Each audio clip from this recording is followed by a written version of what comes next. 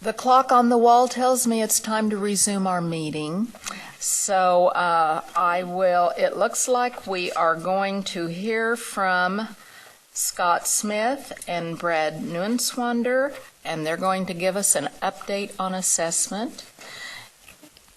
Yes, we are close to halfway through the testing window, so thanks for scheduling your board meeting around our testing. But we thought it'd be good to give an update on where we're at, and I'm going to start with Dr. Scott Smith.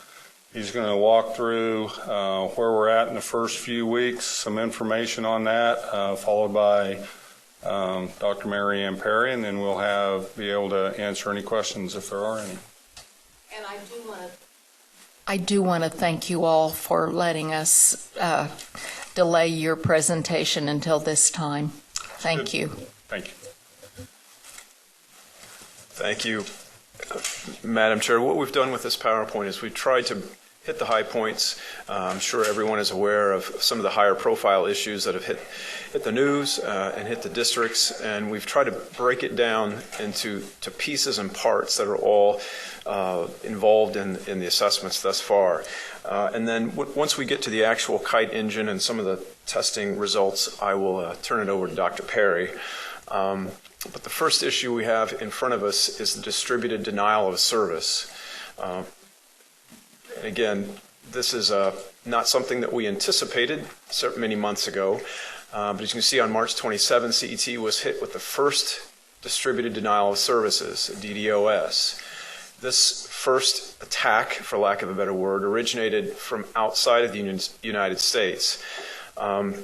And this was a point of clarification for the press as we've moved along. A DDoS, by definition, results in such a large amounts of data sent to the server that it prevents legitimate users of that server. It's essentially dummy activity. It's sort of zombie users, if you will, that are not real users. It's preventing you from information from leaving the site. Mary Ann, I think, can provide a little more, maybe a better analogy than this one.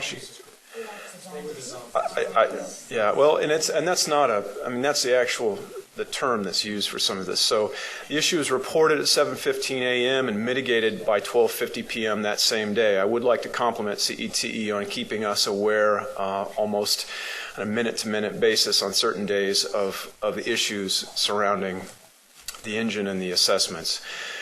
Eliminating IP addresses from offshore locations curbed the effects of this attack.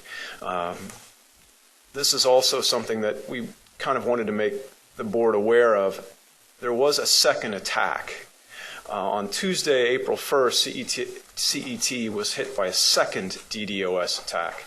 The second separate attack was 100 times stronger than the one from the previous week. A tetrabyte, is that the right? Terabyte. It's 100 times stronger than the original attack. After the second attack, CET enlisted the services of a contractor specializing in mitigating the effects of a DDoS. I will say straight away that we have to be very careful about the public comments that we make about the steps that this contractor is taking to mitigate the effects. We don't want to, it's a horrible choice of words, but give the attacker information that wouldn't benefit us. So we've had to be somewhat close-lipped in talking to the press about that issue. With contractor support, CET was able to identify traffic that was malicious. Initially, some legitimate school traffic was misidentified. Olathe, for example, you may have heard, was wrongfully caught by the net, if I can say that. As it turns out, Olathe is a town or village in Mexico. And so for whatever reason, it was read as a foreign source. I would also like to point out, and this is not something that we have mentioned to the press, but I do think I should say it's typical with these DDoS attacks that there is a ransom requested. Pay so many dollars, we will cease our attack. KSDE has not been contacted, neither has CETE, for any money. We are still very much in the dark as to the source of this. And maybe Dr. Perry can speak more to that. But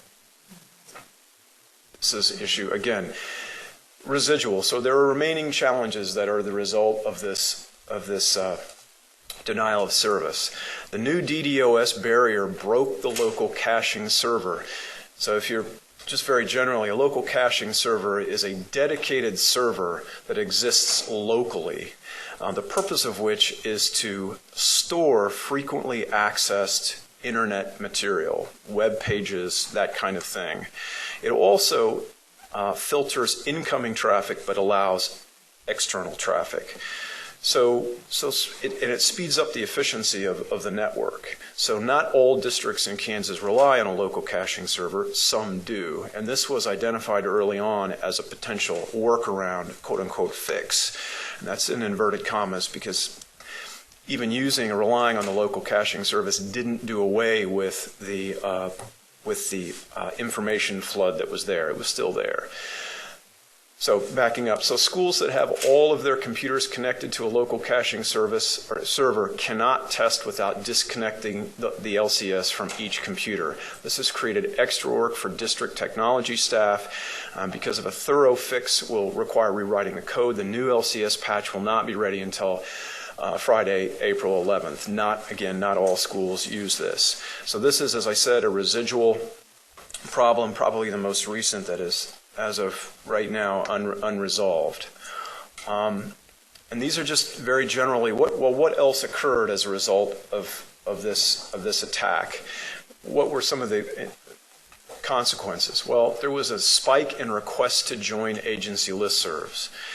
We have a test coordinators listserv that has been active for some time, but as you might imagine, greater numbers of people felt as if they really need to be in the know. How can we fix this? What can we do? What's a cause? What's a symptom?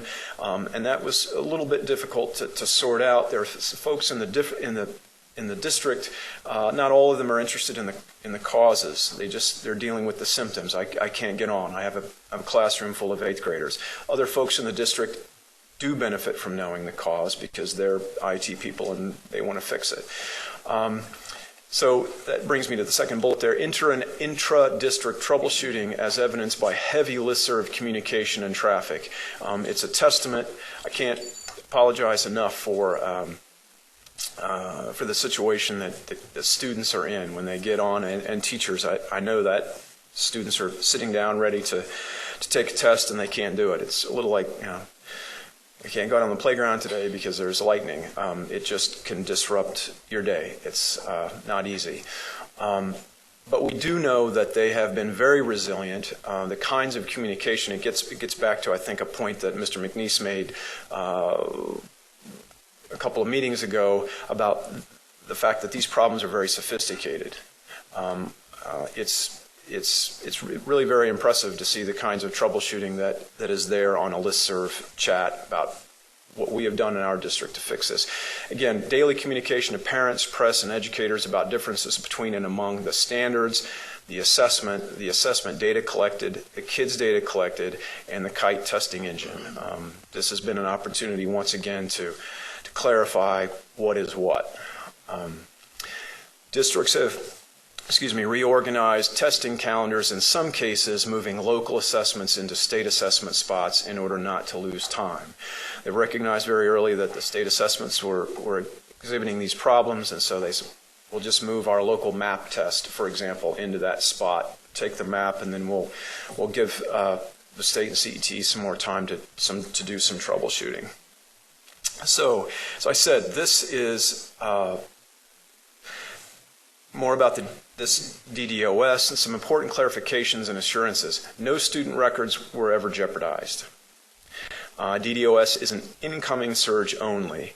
No data has been compromised. They're not trying to get into the system. And one of the things we've learned is that hacking has a very specific definition in this world. Hacking is exactly that, trying to get in to remove information. This was not hacking. This was simply trying to keep the system from doing what it wants to do.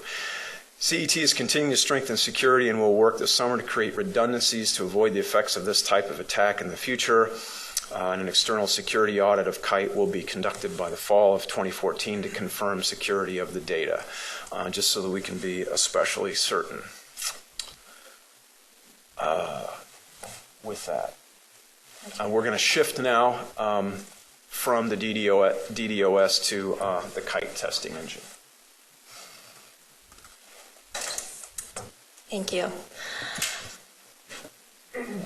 When we originally put this together, this was before the DDOS hit, so we wanted to talk about some of the lessons we learned in the first, at that point, 3 weeks of testing, and talk about some of the issues that we had, because to be perfectly honest, the first week and a half of testing, we had some problems that were all on us at KITE. These were not related to external attacks. These were not related to much. We weren't quite ready. And I think the first week we really figured out a lot, and fortunately for us, the second week was spring break for 95% of the state. So we had a week to really take everything we learned and push out a good system. It's just unfortunate that the week after spring break is when the first DDOS hit. But there were some issues with students getting kicked out of testing. Again, this was reported day one of testing, 310. We resolved it within 24 hours. Again, system running slowly. That took a larger patch. One of the things we learned is the way KITE is set up is it has the educator portal, which is where the teachers get in and print tickets, assign tests to kids for formative. It's the teacher side, the educator portal. The test delivery engine is where the kids take the test, and then we've got the content builder on my side where my test development team actually builds the items. So many teachers were in educator portal, it actually slowed down test delivery engine. And what I hadn't anticipated was the number of teachers who decided to run formative tests the minute the window opened for summative testing. The numbers of formative tests were 3 times the numbers of summative tests the first 2 weeks of testing. 2 real weeks, not counting spring break. And we didn't expect that. And for formative testing, the teachers tend to go in and stay in because they're watching how the students are answering each question and learning about it. So that overflow from educator portal caused some issues within the test delivery engine that affected the students taking the summative assessment. So that took about a week to put that patch together. We also found some things like tools were not always appearing, items occasionally don't load, administrators can't reactivate tickets. All of those were reported on the Wednesday of the first week of testing. They were resolved by Friday. A lot of this was also bandwidth issue. Audio problems. It took us a while to figure out what all the audio problems were, and quite honestly, there were some on both sides. In order for a student to receive audio, which this year is a text-to-speech engine with a lovely voice named Heather, who reads aloud to the student. In order to get that test, the student has to be assigned to the correct form. We did not tag every item on every form. We only tagged one form as accessible for each grade and subject. And in some cases, the kids had not been properly assigned to the form because the school did not assign them to the right form on the test record. And in some cases, our program missed some of the kids and was not, the kids were not appropriately assigned. So that took a little while to figure all that out. And again, on 3/25, right after spring break, the educator portal came back so strongly again. I believe this was the day after spring break. Both formative and summative assessment numbers went through the roof. Educator portal was overloaded, and therefore test delivery engine. So we actually had a full crash on 3/25, and that was resolved in less than an hour. But we had to put in a permanent fix over the next 3 days.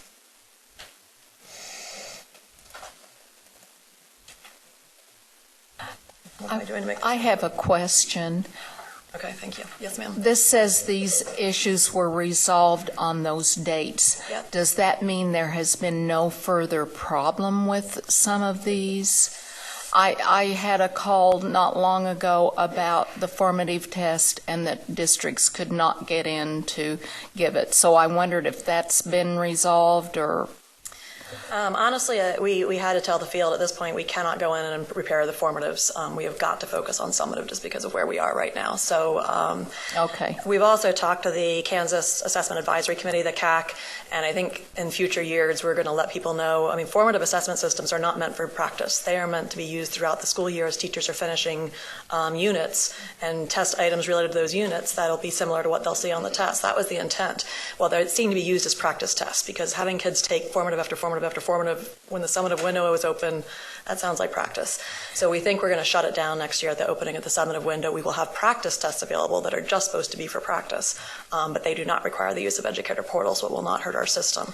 Yeah. So at this point, there's some issues with the formative, and there are things I just want to do differently. We did not tag any formative assessments for audio this year, and we need to do that. We need to have the kids practicing with the voice. Well, this year was unique, and there wasn't enough time to use that during the school year. So, right. Well, hopefully that'll work better next year. Yeah, and as Scott said, once we got hit by the DDOS, which was that week of 325, in fixing things, other things broke. And so I would not say these are all fixed, no problems. These are issues we've still had. We had another this morning. This morning, actually, we had the most students online at the same time ever, and it slowed the system down. So we are trying to figure out how to keep the capacity. We're having some issues within districts themselves. Again, this is not to blame districts, but just to say some of the issues we're finding out are teamwork. We've got to keep working on our communication. Again, if the STUCO, the teacher, or the test records have not been filled out correctly, then students aren't listed with the right teacher. So when the teacher goes to activate her students to take the test, she hasn't got the right ones. If the test records aren't done correctly, the student may not have the right test. Even Friday, I think it was, I got a call from a teacher who was having a problem because the student was getting 7th and 8th grade tests. Well, we looked it up, and the student had been enrolled in both 7th and 8th grade according to our records. That student is in both grade levels, so therefore they get both grade tests. So that's not a system problem, but we got to fix these things. We've also had issues with local firewalls and how the local firewalls were set up. And it's now been a double issue because of what we had to do to our firewall after the DDOS required districts to make yet another change to their firewalls. But a lot of the issues about tools not appearing, items not loading, those things were often due to local firewall issues. So we were fixing things on our end, and it still wasn't helping everybody, and it took us a while to figure out, you're not letting us in. You have only allowed one of our IP addresses in, but we use another one to deliver media or to deliver the TDE items, so you've got to let us in completely. Right after the big DDoS attack on Tuesday of last week, we said we hired this company. Within 30 minutes, we had a company on board working with us. We were up and running again in about 7 hours. We just, working with partnership with KSDE and with the CAC who was meeting that day, we just agreed to shut down testing for 2 days to allow time for checking of the system. But one of the things is this external company basically putting a net around our system, as Scott said, blocked traffic, but it also blocked incoming.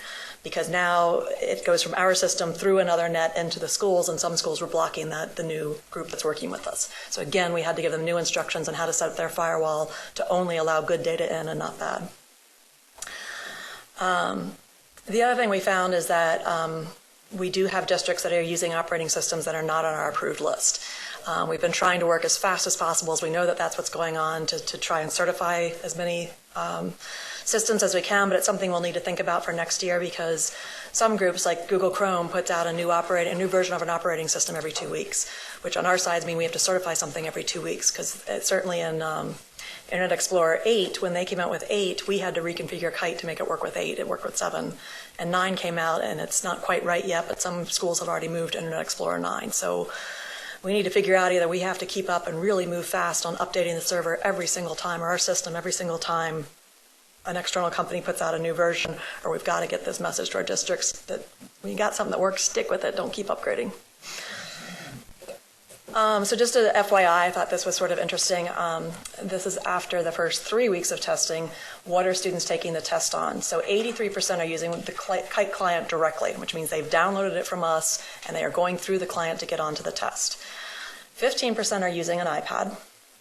And about 1,500 students, which is about 0.36 of our population, is using a Chromebook. But the remaining 2% are right now using an unsupported browser. So they are seeing, when some of these calls, when we get issues, it's because our system doesn't work with what they're using. So we need to get them to work with us and pick one of these other groups. Amazingly, Chromebook actually works better than anything so far, and it was the one we said we weren't going to certify for this year, but my technology team worked about an extra 3 weeks, got that ready to go. My QC team worked about an extra 3 days and got that through, and the tiny error we found on that, we decided wasn't worth mentioning, and it certainly hasn't caused anybody any trouble. Every now and then you can't find your cursor. happens to me on a daily basis anyway, so some people seem to know how to deal with that. All right, so here's the updated part. This is as of last night. So we have 146,872 tests have been completed total. We expect, and again, this is a round number, with assuming everybody will test and nobody will pull out, is 600,000, about 250 each for math and ELA and about 100 for science. You can see the ELA is our most popular test so far, and math is our least popular. It used to be really bad. It used to be only like 6% math, and the other two numbers were up, but people are finally making themselves take the math test. So we are at about a quarter complete. Now these are tests completed. Again, we have 2 sections within each test, so we also monitor the sections, because you can certainly start at a section, and most teachers set up the tests so the student only take a section a day. So here you've got the started versus completed. So we have 471,000 started sections, 465,000 completed. That's normal. Actually, the 6,000 that are completed probably are due to there were problems while the student was taking it, which is why. But for the most part, once you start a section, you complete a section. So 98.7% of those are completed. But for tests, we do have 174 started that weren't completed, 116 completed. And you can see we're on this pretty big ramp up. When I don't adjust the scale and make it look 100%, it looks really impressive, but I don't like messing with graphs that way, so I gave you the honest graph. So what I was trying to show is what percent through, how far are we? So we are about, we're in the middle of our 5th week out of 10 weeks of testing, and we are 30% there. As of 12:15 today, we had just a couple hundred shy test takers today compared to yesterday, or tests completed today compared to yesterday. So we are going to hit a new record today in terms of how many tests are being taken and completed. I don't have the updated figures, but they were at 12,000 by 12:15. I think that's it. Yep.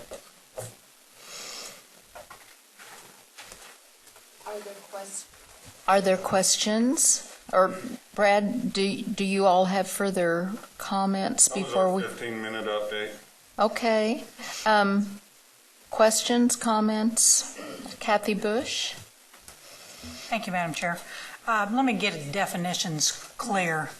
Tests, when you say test, you're referring to the ELA test and the math test. Sections within the ELA, there's 2 sections. Yes, ma'am. Okay. Yep, so each child should take 2 to 3 tests and 4 to 6 sections, depending on whether or not they're in 4th, 7th, or 11th grade for science. For science. So science also has 2 sections. Exactly. Okay. Exactly. So we expect 600 tests and 1.2 million sections to be completed. And I have kind of a procedural question that probably Brad, and I don't know if this is the time to ask it or not. It's kind of related maybe to the next presentation too, so I'm not sure. It kind of has to do with focus and priority schools. Yes, when we identified priority and focus schools, it was for a 3-year commitment to work with them. Right. We're in our 2nd year of that, so we didn't re-identify any new ones this year based on last year's results, and we won't re-identify any new ones next year based on this year's results, because we identified them and we have a commitment to work with those schools and districts for 3 years. So regardless of the results of this assessment, we won't be using them to identify any new priority or focus schools. And if you remember last month, the state board approved for state accreditation, regardless of everybody's accredited. So there won't be any new determinations of buildings or anything based off of this test. Okay, so my question is, will we be building report cards based on this data? We have submitted, and it will go to the U.S. Department of Ed at the end of this week, early next week, an amendment to our waiver to where we only look at non-proficient students. The question that we'll have to address, and I've already been in conversation with the U.S. Department of Ed to make them aware of our current testing situation, that what are our options if we don't believe that this data even though it has a lot of value to the local school district, whether or not it has value as far as being able to make any reporting. So what we will report next year all depends on this summer when we have the teams come in to look at the data, what is meaningful. We don't want to report something that's not meaningful to schools or parents or kids. Especially depending on completion rates and... Especially because since we're not going to use completion rates to make any determinations, we truly just want to learn this summer when we look at the data, what is meaningful to schools? What is meaningful to us? That's what we want to give back to buildings, but we don't want to use it to make determinations, to make comparisons. Can I jump in? Yes. This is an issue that came up with the district test coordinators last week in the CAC meeting, and it's a huge issue that we don't have an answer for, and we won't until we have a chance to look at the data. Because even giving diagnostic data, if it is inaccurate, doesn't help. If it says this is your weakness, well, it turns out that's not their weakness. That was the KITE's weakness, and that they didn't get those items, and so it looks like a weakness and it's not. I don't want teachers focusing on something that the kids missed because the computer screwed up.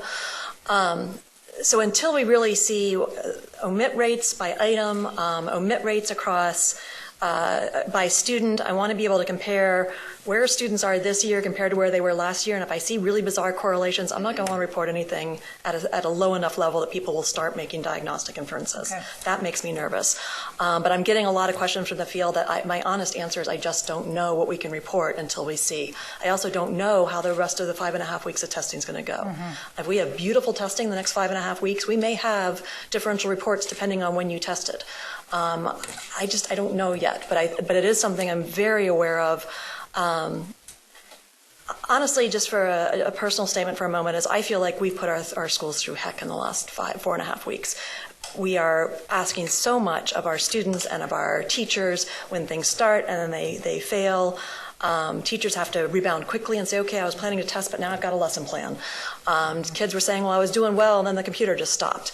And we have put these folks through a lot of unnecessary stress, not to mention the building and district test coordinators who are fielding as many calls as we are in our help desk. And I hear from them every single day, and it is an amazing group of people, and I am completely indebted to them. But I do not want to do anything that's going to add to the stress or make the situation any worse than it already is. Thank you. Jim McNeese. Thank you. I just want to follow up on that line because one of the things I hear is, the system isn't operational as we've all grown accustomed. And schools, superintendents, school boards, teachers are very concerned about the public reporting that will go on and that this will some way jeopardize their efforts or the efforts that we have for other implementations. So I want to express my appreciation to you and to Brad and Jay and the department for their staying on top of the issues that we're faced with. And just a side note to that, many of these issues were going to happen regardless. We couldn't control the outside influences, and we knew we were going to be facing some drawbacks when it came to the upgraded test delivery system. So you guys have done a really good job, and thank you for being direct, honest, and most of all, listening and reacting well, to what's taking place. I am too concerned about, the release of data, in a public domain that could be misconstrued, misused, and certainly the most important of all of the data is about the students and how that's going to affect instruction. So, I'm not even really know if we should even release any of it. We have how many days left testing? Before the end of the school year. When's the test close now? Yeah, it's like 25 plus the rest of this week. May 16th. Okay, and that's well beyond, or is that typically when we? 2 weeks. 2 weeks. 2 weeks longer. Yeah, we extended by 2 weeks. We want to have kids taking it in the end of May. Okay, that sounds good, but don't know. So good luck as we move forward. It sounds like you've got things under control, and I would say this to the board. One of the things that we do owe a debt of gratitude to is the support people that are in the field the test coordinators and folks that are in the buildings, the technology people that are in the buildings managing this, as well as the teachers. And one of the problems we're facing is the fact that they've grown accustomed to a really slick system. We've been able to deliver a really good system over the last few years. We need to remember back even to about 10 or 12 years ago when we first started, and we were just doing basically multiple choice questions. So now we're at a much higher level of sophistication. And we're getting some grinding and some people standards haven't been met, but we really have to think back to about when we first started doing this, about 10 or 12 years ago, just how difficult. And if we had the problems then that we have today, this would never have gone anywhere. And we had lots of problems then. We just kind of forget those. So thank you very much for your leadership, but also thank you to the folks out in the state and the school districts for doing such a great job, because they're, as you said, we've caused them a lot of stress, but I think they're handling it. They'll do okay. They're troopers. Thank you. Dina Horst. Thank you, Madam Chair. And I would concur with what Mr. McNeese said. The thing I have in addition that I have a question about is what are we doing to try to make sure we don't have another DDOS attack?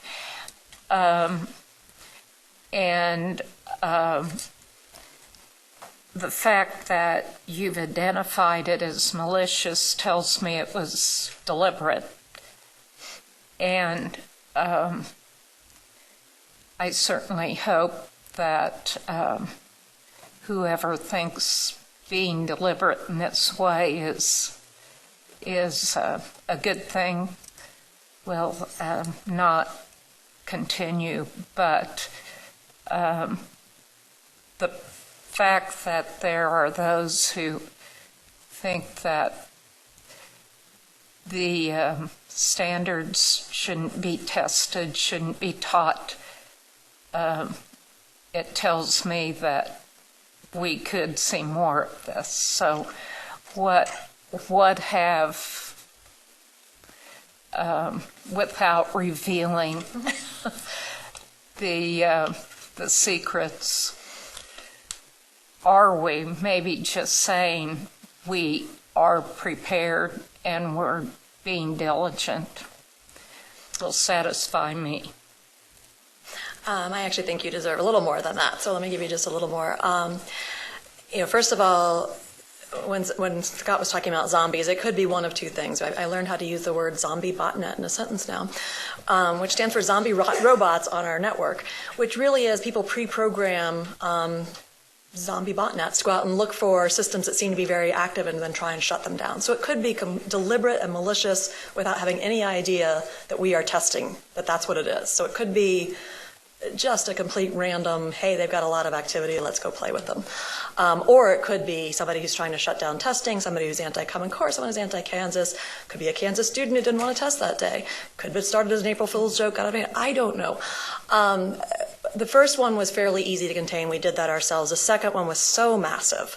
And the first word is distributed. And what happened with the second one is it came at us from everywhere. One person described it as it looks like one of the things that people did is put worms in lots of people's computers. So just innocent people, could be anybody in this room, opened their computer and immediately started firing data at us without even knowing it because they'd been infected. So because of that, it makes it a lot harder to trace back. And because of that, we realized we couldn't shut it down, which is why we hired this other company.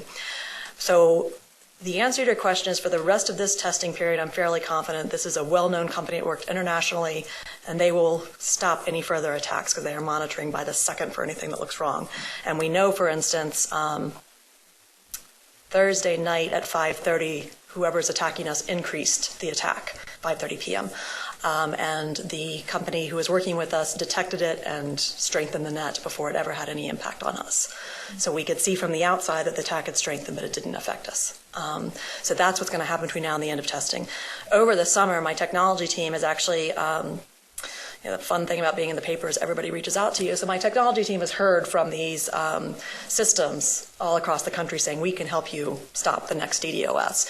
So one, we're going to talk to a bunch of these different companies. Two, we're going to look at things we can do internally without hiring a third party, but we're going to make some decisions over the summer about what we can do to make sure this doesn't happen again in the future. But short term, we're pretty convinced. Long term, we've got to come up with a solution that'll work every year during testing season and during formative season. Thank you. Thank you, Madam Chair. I share Jim's concern about the release of data. You know, because of the No Child Left Behind and the testing associated with that, our people have been programmed to high stakes for testing. And I think that has created a lot of the anxiety this year. When we had discussed this before, I thought we kind of regarded this year's test as kind of a trial run to help you identify items which were good and which worked and which ones you didn't want to include in the future. Because of that, it seems to me, well, my question is, who decides what data is to be released? And if it is, the QPA Advisory Council made a recommendation to us, and we voted not to go ahead and accredit all schools regardless of what the results were this year. Can we make the decision not to release that, or who makes that decision? I'll make a recommendation. I'm going to stop right there with my recommendation. Because that is what's causing so much anxiety and frustration right now. Yeah, People are worried. We've already been on, I've already had 2 calls with the U.S. Department of Ed that will be working with us, that if data is not reliable, if it's not used, whatever. Similar to in QPA, we have a waiver process. We've used it several times when a school district has had a tornado or something happen. We have a process. So does the U.S. Department of Ed. And they've been very good over the last week or two since this started, not only to reach out to us, but we called them immediately and let them know, and they said, hey, we'll just walk through. The main thing, like Dr. Perry said, is we don't even know. First, we're halfway through the window. We need to see how we finish it, what the data looks like, and then we'll know, if anything at all, what we could even report back to schools that's meaningful. Okay. Well, But it would be our decision. That's a big issue, and Absolutely. hopefully we'll know before too long how that's going to play out, but thank you. And I think if you look at the graph, yeah, we're at 30%, but 15% of the completed tests have been in the last 2-3 days. So schools in the last few days are having some great results, and our goal is that they eventually get something that is also meaningful for them too, as well as testing items, their software systems, but hopefully we can give them back something that's even meaningful about how their kids are performing. Okay, thank you. Are there other questions? Well, again, thank you. I know all of you have spent countless hours responding to these inquiries and frustrations and so forth. So thank you for all you've done.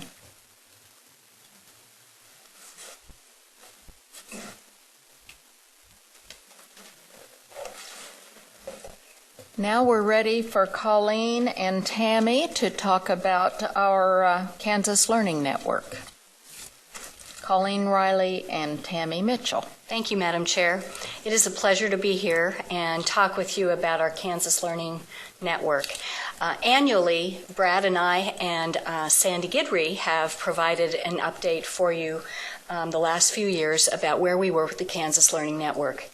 Since we received the Kansas CSEA flexibility waiver, as was mentioned in the previous presentation, we've been working with the same group of focus and priority schools last year and now this year in our second year.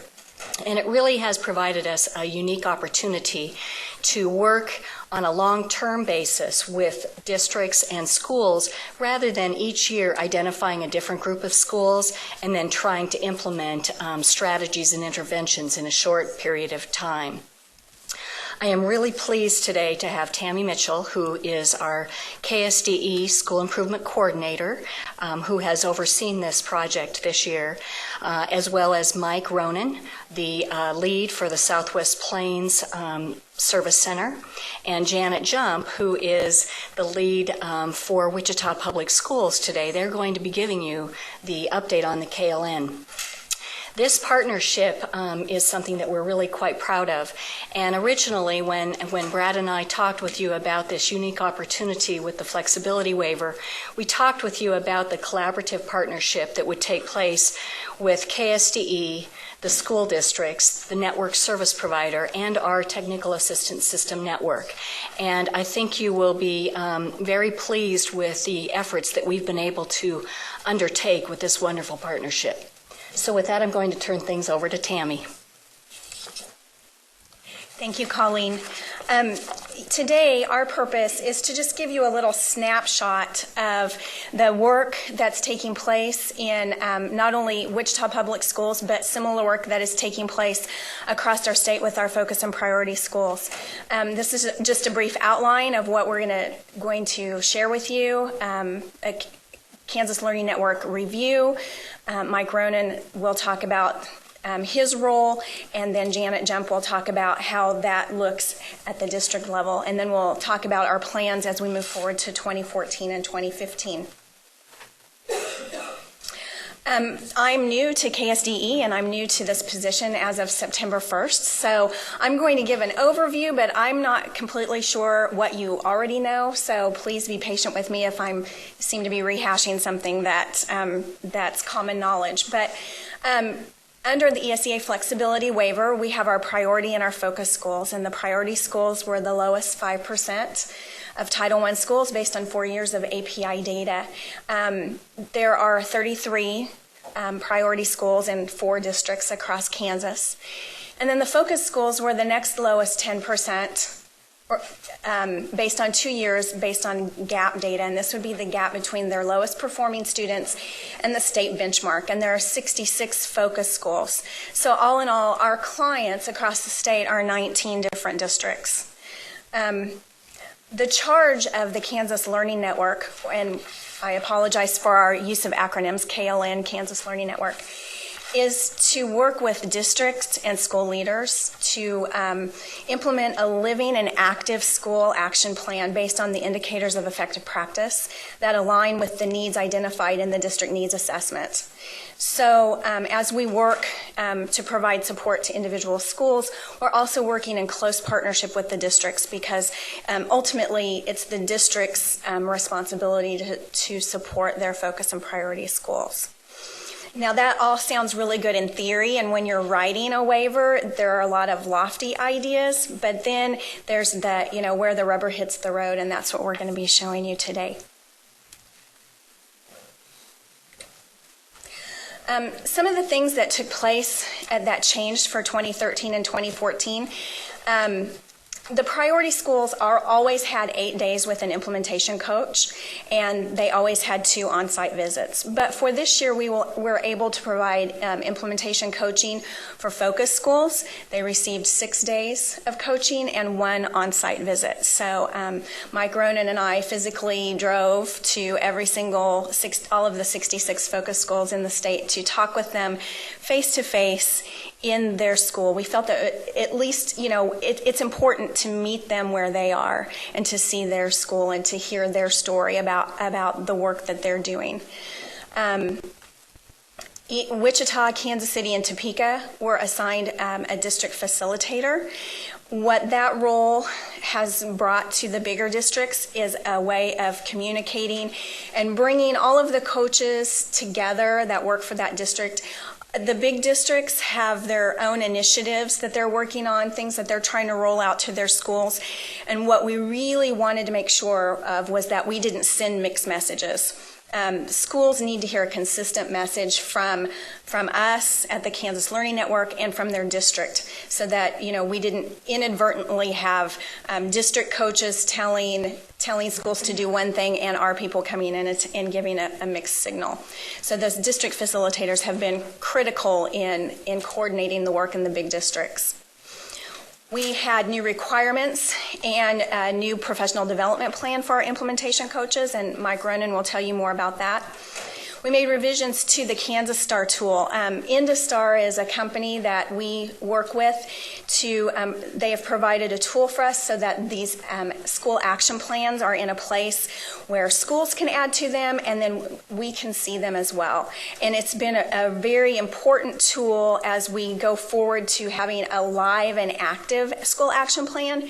Because in the old days, schools would make an action plan and it would sit in these big fat binders on a shelf, and they'd collect dust, and people would put hours and hours of time into creating them, and then no one ever really looked at them again. But with the Kansas Star tool, every time they have a leadership meeting, every time they're making updates, they can get into this tool, add their notes, and it's a living document. So we've made revisions to that tool. It's still not perfect, but we're working with Industar closely to make it the kind of tool that Kansas needs. Then we made changes to our KITE team, Kansas Integrated Innovation team, and that would be our KSDE people that provide feedback to these schools on their plans.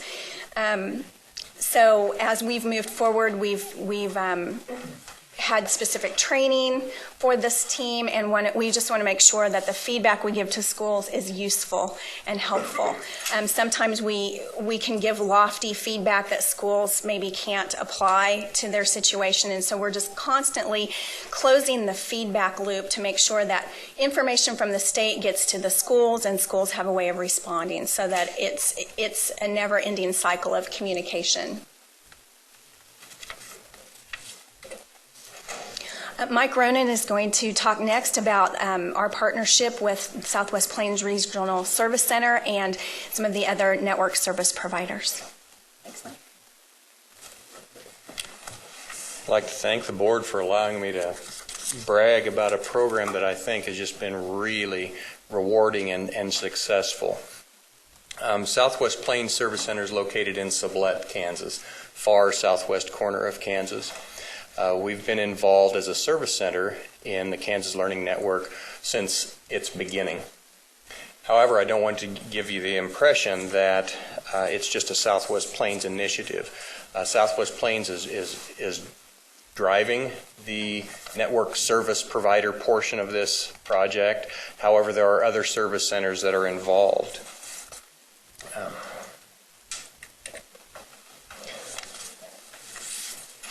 The Kansas Association of Educational Service Agencies, so KAESA, is the 7 service centers in the state of Kansas. It was a collaborative agreement that we attempt to provide service for this project.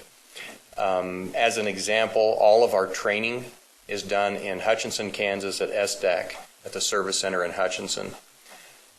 South Central Kansas Educational Service Center in Clearwater is the fiscal agent for our project. So all expenses, all payroll items go through Clearwater.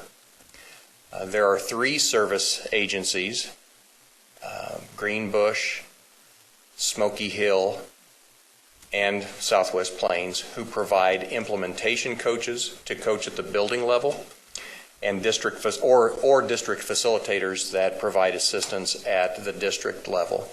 So even though this is a very strong project for Southwest Plains, there is a feeling of collaboration with other service centers in the state, and that was done purposely. Our main function is selecting our implementation coaches, which we refer to as ICs, placing them in an appropriate school, training that is ongoing, and oversight. And I might add to that just a regular routine paperwork business office routine type activities. We do have 4 face-to-face meetings at SDAC each year. When I say each year, this is the first year. At those, we attempt to learn from each other because our ICs represent a wealth of educational experience.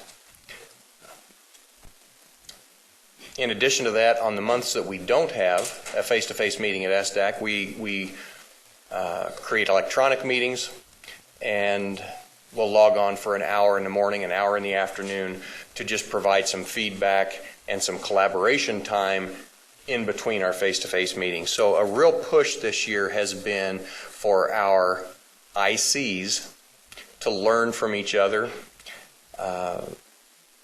because it's very difficult to say this is what you do as an IC because they're all different.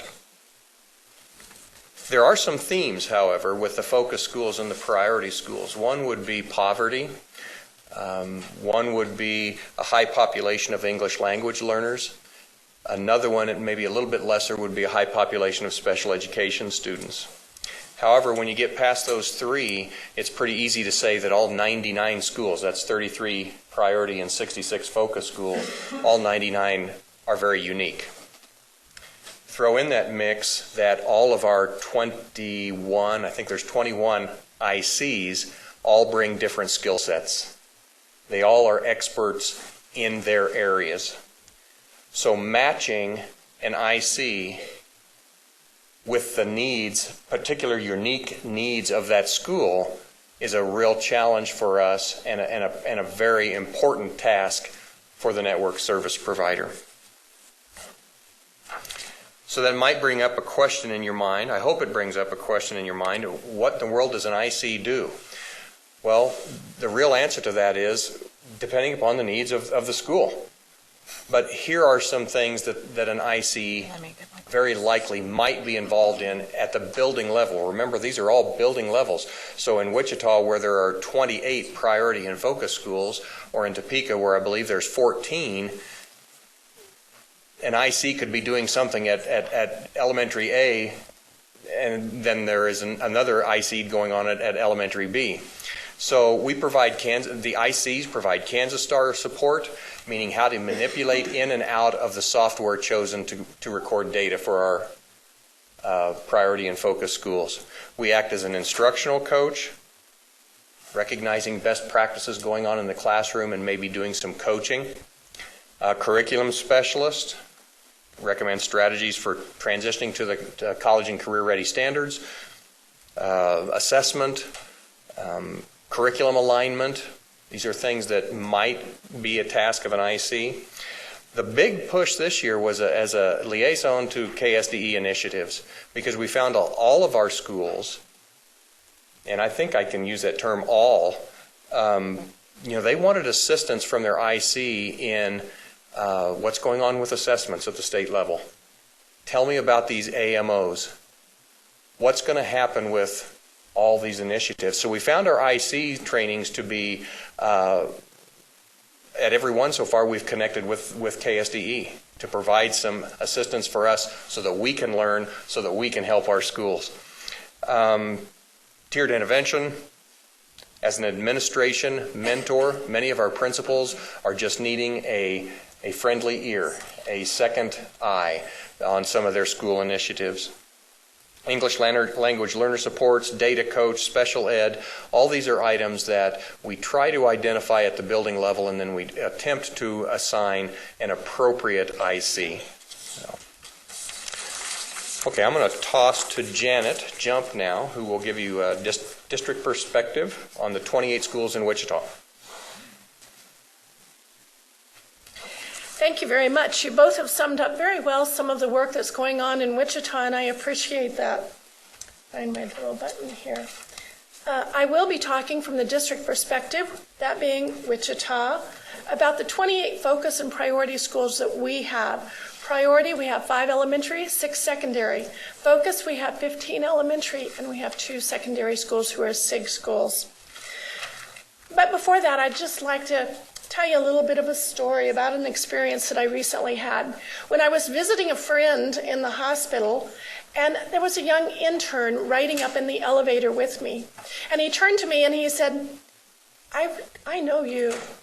And I looked at him and I said, how do you know me? He said, I was once one of your students. My mind went racing back to who was this young intern, and then I recalled that this now 6-foot-tall gentleman once was this little guy sitting at the desk in the corner. And I immediately thought about how very proud I was of him, that he had come from a single-parent home, Title I school, and was now an intern.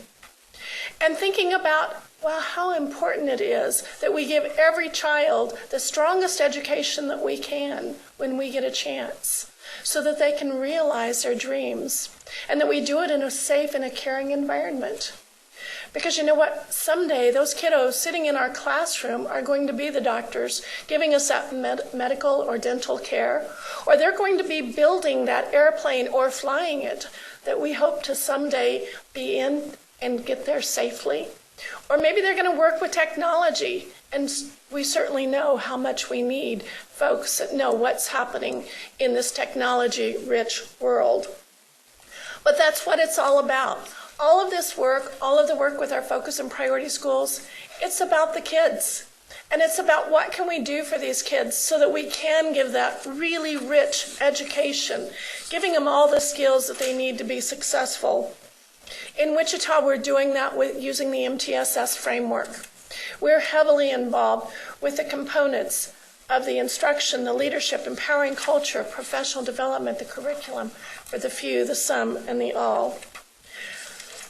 We have so appreciated the wealth of support that we've gotten in this journey. Our schools will be the first to tell you, we really don't want to be a focus and priority school because we don't want our kids scoring that low, but they will also be the first to tell you how much they have appreciated the level of support, the assistance that they have been given so that their kids can make the academic gains they want them to have. We have had support from Tammy Mitchell and Pat Hill, who told us from the beginning they're only a phone call away. And they truly have been only a phone call away anytime any of our schools have had any kind of questions, or me, have had questions, have needs, needed some ideas. We've had James Baker as our MTSS core team, but also our district facilitator. He's been right there with us, helping us develop our MTSS plan, being very aware of the initiatives that were going on in Wichita, and helping our implementation coaches and our schools as we implemented those strategies so that we could see increased student achievement.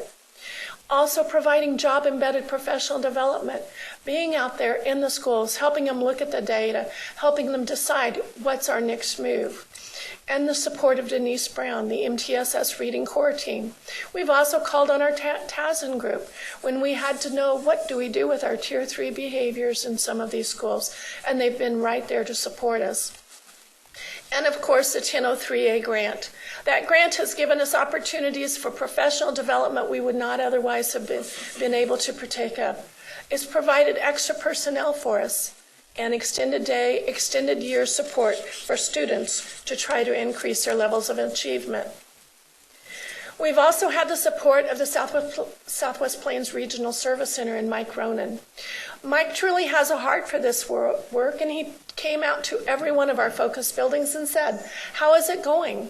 What's happening? How can we be of more support to you? What do you need from us? And we will truly try to make it happen.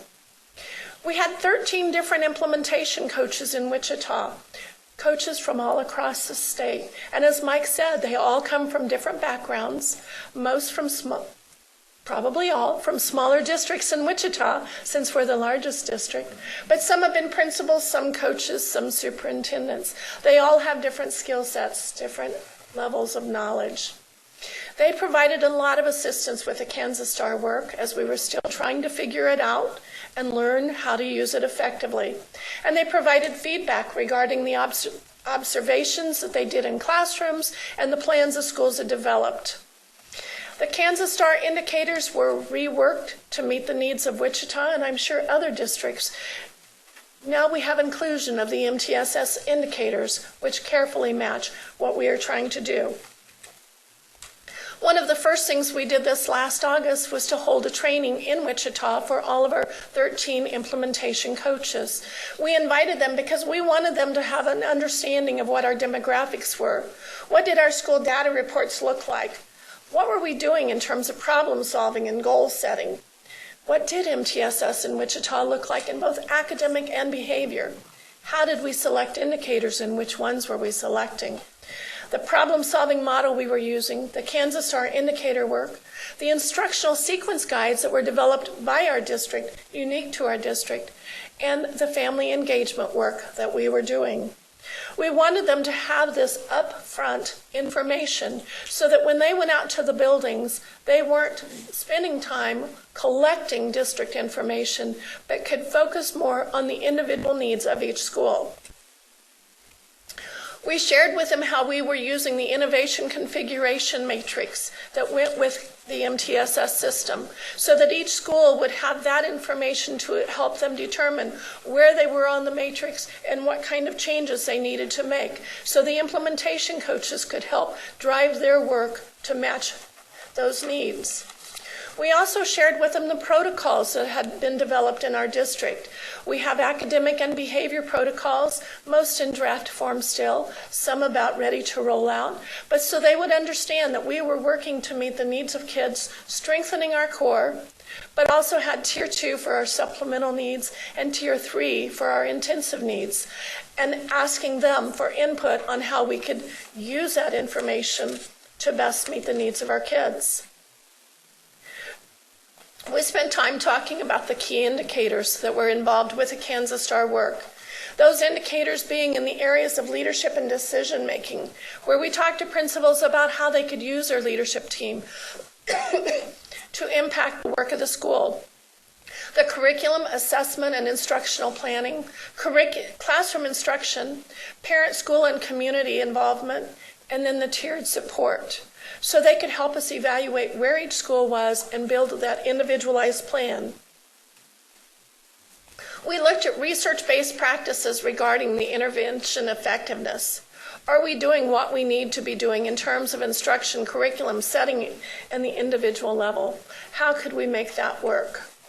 And our problem-solving model, so that as we looked at our data, as we looked at each of our Kansas Star indicators, we could have conversations with our implementation coaches around how do we work through the Plan, Do, Check, Act.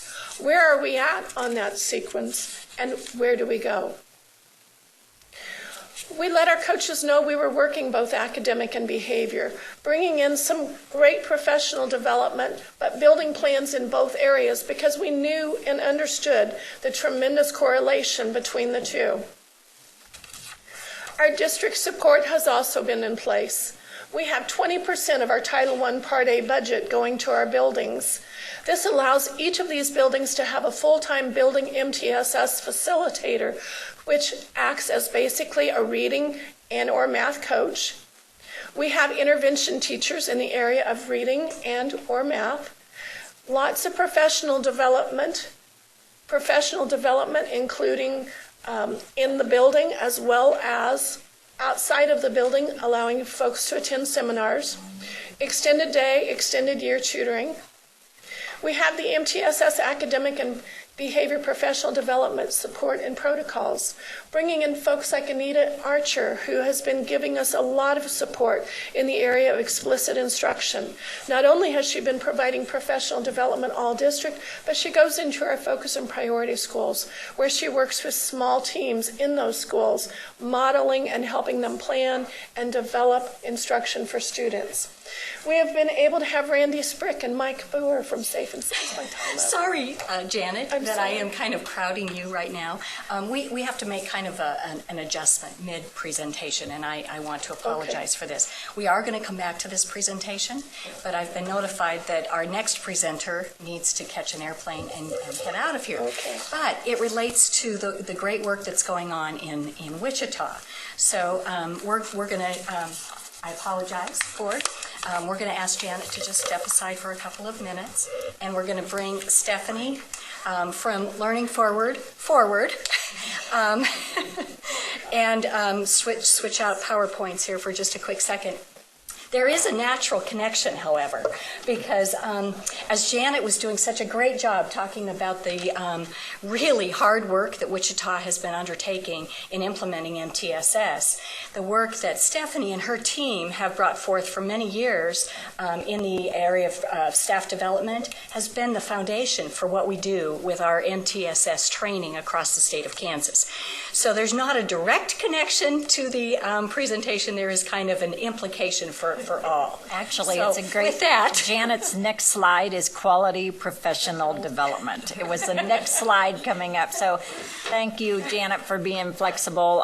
Stephanie has a plane to catch, literally has to be out of here by 3. So Lynn Bechtel, do you want to do a little bit of an introduction? I would love to. Thank you.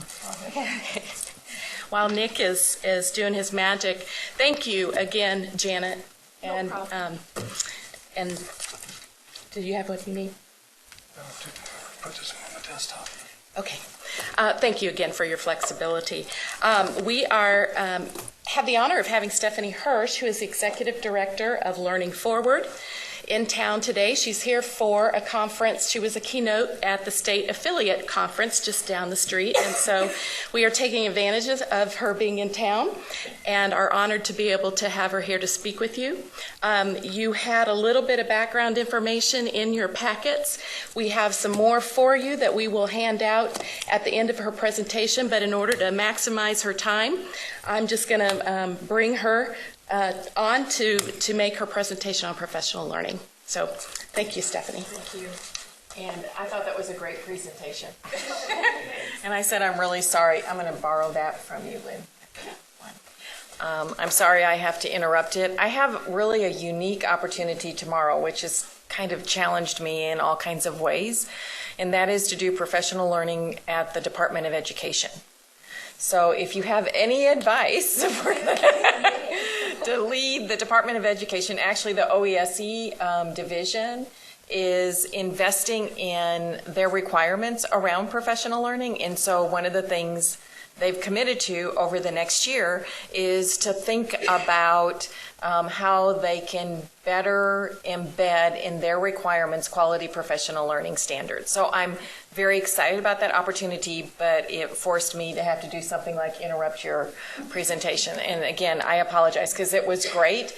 And as Lynn mentioned, I was at the Learning Forward Kansas conference all morning long, working with amazing educators from Kansas who are so devoted to improving their practice in learning more about professional learning in order to make that happen. And I sat with 2 educators from Wichita who were talking about all the great things that you all are doing. And so everything seems to fit so well together in Kansas.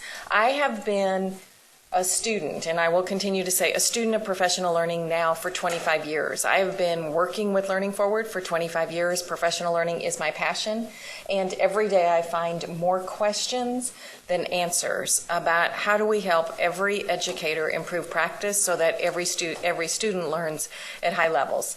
And many of my best teachers have been here in Kansas. I have been coming back and forth to and from Kansas for many, many years. Your Learning Forward Kansas affiliate has been one of our strongest, and all of your commissioners over the last many years have always invited me to have great conversations with them about the direction the state is taking.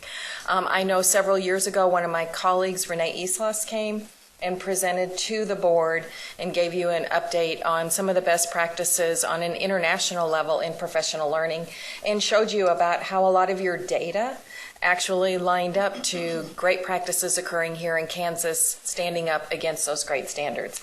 So I was invited here maybe to give you just a little bit of a shot in the arm, a booster shot, perhaps you can think of it that way, reminding you of some of the commitments that you made to professional learning and asking you to think about, so what's next? So I wanted to start very quickly with some assumptions that we hold about professional learning and invite you to think about for a moment, to what degree do you agree with these assumptions? And if you want to question me about any of them when I finish my prepared remarks, then we'll have an opportunity to maybe explore some of these. But the first assumption being that professional learning is essential to improving the performance of educators. I invite you to think about, if it's not professional learning that improves performance, what is it? I served on a school board for 3 terms, and it was probably my position on the board that as a school system we had an obligation to have the very best professional learning system so that all of our educators have the opportunity to be successful in schools. It is the key strategy, as you heard. I mean, that entire presentation about the support in Wichita, it all is professional development. It is all about building the capacity of the educators in Wichita to be able to improve the performance of their students. And most importantly, effective professional learning, when done well, fosters collective responsibility for the success of students. It's not just my students I'm assigned, it's all the students in my grade level, it's all the students in my department, it's all the students in my school. Because effective professional learning means that it is most often occurring in learning teams who are, as you just heard, examining data on students' performance, determining where the gaps are in terms of what students need to know, what educators need to know, and then committing to that path of continuous improvement. And finally, if equity, and I know equity is a value in Kansas, if equity is something that you are committed to and you continue to find ways to ensure that all students achieve at high levels, then the only way we do that is through high quality professional learning. So obviously that's where I stand, and I invite you to ask me questions about that in just a few minutes. So I want us to pause for a moment. I want us to take a look, and this is 2-minute video, and I know it's 2 minutes of my time, and and if I can't get it to work in less than 30 seconds, we won't even do it. But I'm trying to see it. Oh, and I may not even be able to because I put it on pause. It's right here, but I'm not on your internet, am I? Right there. There we go. Should work. We'll see.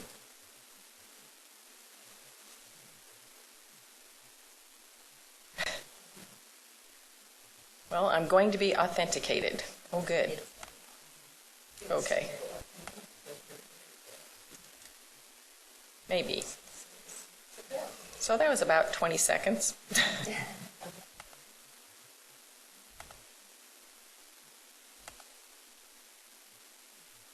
So do you think I'm in? Can't read it from here. It's 30 feet away. Okay. It looks like you got connected. Okay. So it's just not showing why the video is not showing. Try that. Well, that is odd. I knew that was a risk. Okay, so I'm not going to take any more time on that. I'll go back to here.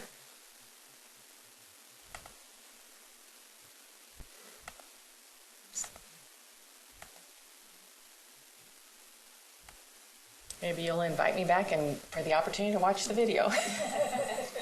So there's a wonderful news station on the internet called Teaching Channel, and they showcase great teachers. And just for about 2 minutes, I wanted you to have the opportunity to see this great teacher instill in her students a passion for math. And the reason I wanted you to see it was not necessarily to say, that's a great teacher and isn't that a great lesson, but to recognize that the real challenge of professional learning today is that we create systems that ensure all students can have the experiences in the classroom similar to Becky Prittard, the teacher in the video. So this morning we began with a longer video with everybody at the conference, and I asked everyone to look at the video and to think about, what does this have to do with professional learning? And they said, so at first they look at, the models the teacher uses in the video, but then the next conversation is, it's our job at the state level, at the district level, to think about how we create systems, how we create policies, how we create structures to ensure that every student experiences teaching like the students in that video experience today. So that's really your challenge at the state board as well. So what does that mean? Today, we are asking for very different student learning. We're trying to create very new and different challenges for students in classrooms. And this is requiring us to transform classroom instruction. Teachers have to learn new ways to teach, which means that professional learning needs to be transformed as well. I told the group today that one of the biggest challenges I have today is delivering a keynote, because I will no longer deliver a keynote. Because a keynote isn't transform professional learning. I have to engage people in conversations. I have to engage them in the kinds of exercises I want them to engage others in. I want them to be able to transfer my lessons to their colleagues back home. And so transform professional learning is one of the biggest challenges I face. And that means it can no longer be sit and get, and it can no longer look like an adult pull-out program. And what you have going for you in the state of Kansas, the first part of this is that 2 years ago you adopted the standards for professional learning when they were revised in 2011. I think that's the second time you adopted the standards, because you adopted the 2001 edition as well. And what I say to policymakers when they adopt the standards is, I know that you believe that effective professional learning is important for educators. You want them to have effective professional learning. That's the promise you want to make as a policymaker. And you don't want teachers, you don't want principals wasting their time in any professional learning that isn't helping them get the job done. So how do you do that from the chairs where you sit? You do it by adopting standards. Standards that have been documented for showing that when they guide the planning, the implementation, and the evaluation of professional learning, that educators improve performance and students benefit. So the first step in the process is adopting the standards. The second thing is that you want to be able to fulfill your commitment to educators, that you recognize what is effective professional learning, you use the standards as your as recognition of what is effective, and then you ask educators, you expect the educators in your state to adhere their practice to those standards. That's the promise you can make, because you can't go implement the standards. You can't go implement effective professional learning. You can't go check in schools. So your place in this process is adopting the standards. Now, in just a second, I'll tell you what the next part of your what the next step in that process is. So the next thing that you have the opportunity to do then is look at the standards. But I recognize that you will tell me that there are challenges in the field, okay? And maybe all the standards can't be implemented with fidelity. Maybe not all schools can find the time, and maybe some of the schools don't pay as much attention to the implementation standard as they should. There are scarce resources, they have competing priorities. Some schools maybe have limited capacity to implement quality professional learning. And at times you may face people in the grocery store who want to know why are there early release days in this district, or why do we have to have professional development to begin with? So I want to give you a few answers to some of those challenges and then come back to some things that I think you can do. So here are 3 or 4 answers. One is that we have research that shows that often there is greater variation among the quality of teaching in schools than across schools. And remember, going back to my assumptions, professional learning among teams of teachers is the only way we reduce that variation and increase collective responsibility. Secondly, we also know that if teachers don't get feedback, if they don't have the opportunity to interact and learn from others, that their practice will plateau after 4 years. So how do you ensure that you have systems in place that ensure teachers get the feedback, that principals get the feedback that they need in order to know how they're doing, how their students are doing, how their colleagues are doing, so they can improve? Here are some opportunities in response to those challenges. First one is that teachers and principals regularly say in surveys that they value high-quality professional learning and collaborative learning opportunities, and that it's very important to them staying in the profession. I know you want to be responsive to teachers, to educators, and this is what they're telling you they need in order to improve their performance and to be successful on the job. We also know from 2 major studies, the first one I refer to as the peer effect study, that when teachers' performance improves, the performance of the peers around them improves as well.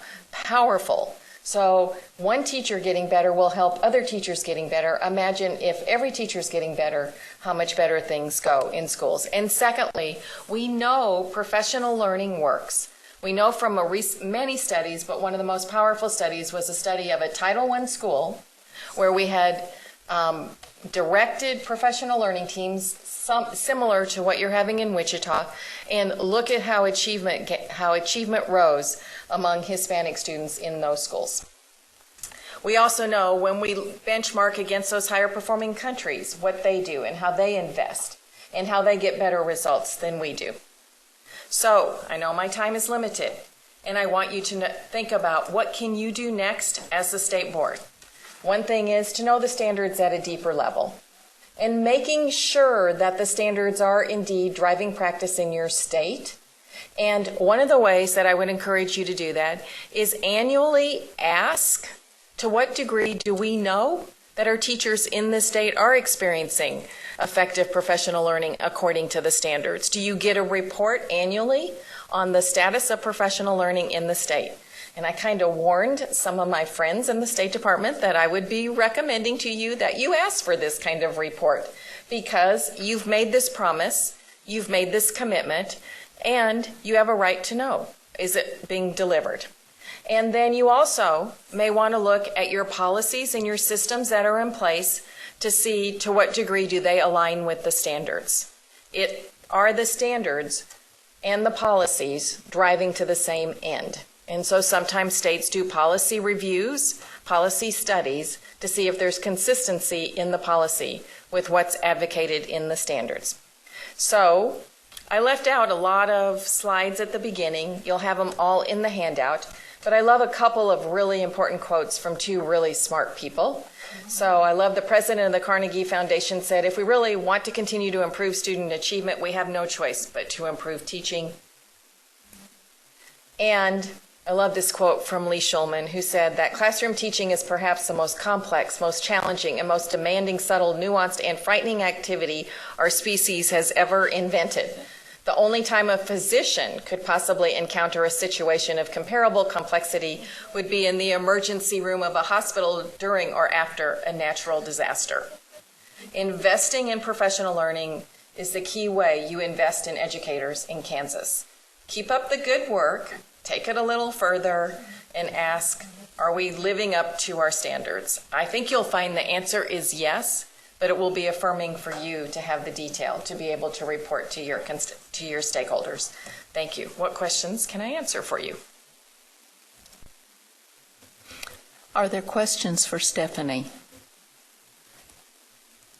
I did that really quickly, didn't I? You did. I'm looking at my time. I'm going, oh my gosh. You did a good job. I especially appreciate you giving us hints about what we need to do as a board moving forward. I think we haven't been, with all these other issues out there recently, as diligent in thinking about that as we could be. And I see we do have a couple questions. Kathy Bush. Thank you, Madam Chair. I really appreciate that quote. I don't think I quite hit 30 years I know I didn't in the classroom, but in the building. But yeah, classroom teaching is incredibly complex. It is. And the needs to have that support and that professional learning is just paramount. And then the previous quote about if you want to improve learning, we got to improve that learning for our educators also. Right. So I think those are powerful quotes. I plan to use them. So thank you very much. I appreciate your information and your suggestions also. So and thank the you assumptions, so you live with the assumptions. Because it leads right into the quotes. Yep. It is the most important thing you all can do to support your educators. And with everything that you're asking them to do right now, where do they get the support? Steve Roberts. Thank you, Madam Chair. Thank you for your presentation. I'd be interested to know what the mechanisms are to measure these standards. And looking over the standards on the little MetLife card, the 7 standards, I thought it was good language for almost mission statements and goals, but I didn't see how we would measure them. So if you could direct me on how we would measure achievement of these standards, I'd be very grateful. We do have an instrument that measures them. A state can create its own, but so we can give you examples. And we have an instrument that has been, its validity and reliability has been established. I think we actually give the questions sometimes just available to people so you can see what it looks like. And then we also translate the questions into actions. So what does it really mean when a teacher is, teacher's practice in professional learning is consistent with the standards as well? So there are lots and lots of resources on our website under the standards section, all free to the public to support implementation of the standards, as well as all the research that went into the standards, as well as all the 200 people who reviewed the standards to develop them in the development process. I have no doubt that a lot of work went into it. I question whether or not we can measure it. Yeah, we have something you can do that with. All right, yes. Thank you very much. I'm sorry. We'll give you the survey. You said it's available on the website. All the resources to support it and all the documentation and all the study, the research behind the instrument is on the website as well. And I'll make sure you get the survey. Okay. You all have used it in the past. I remember the previous edition we used in the past. And some of it is in your work survey.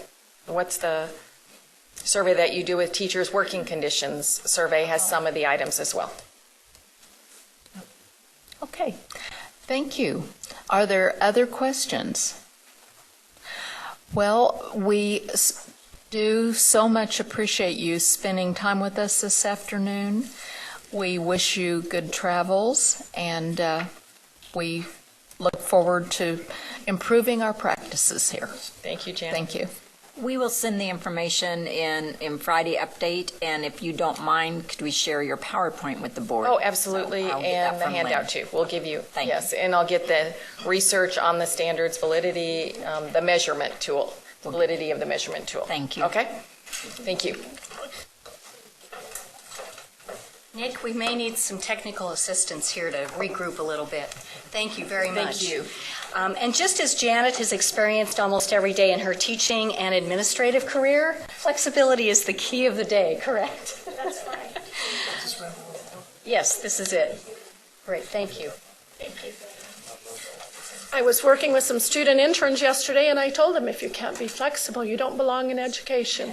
Because in the education world, you never know what's going to happen in the next 2 to 3 minutes even. That's part of our life, so that's just okay.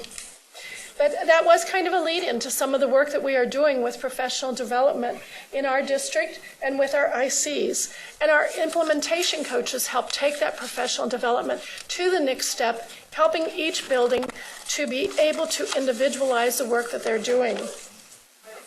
They work with our teams collaboratively to understand the data, to understand what they've heard, how to use it in their buildings to impact those buildings. As a result, some of the highlights that we are seeing in our buildings now, and I'm going to talk specifically to literacy because that's a focus that we have in our building. Every month, we have a department, our innovation and evaluation team prepares all kinds of data for our buildings to look at. They look at it, they do the research, they talk about what are we seeing, what are we happening, how are we seeing it. Our state district facilitator and our implementation coaches have been able to help teachers see that data in a different light. We're not looking at it just at the building level now or even at the grade level, but we are looking at it individual student by individual student. We want to make sure each child grows.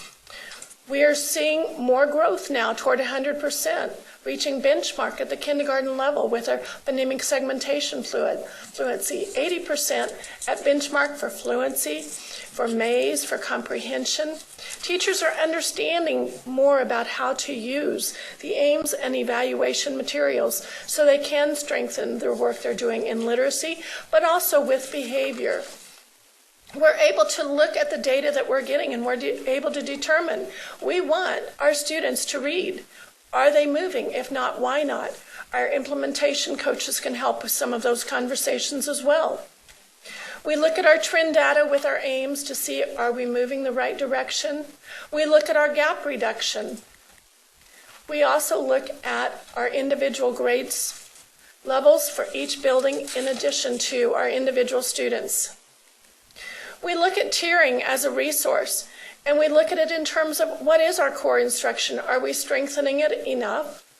Are we supplementing the students that need it? And are we giving those intensive kids the help that they need?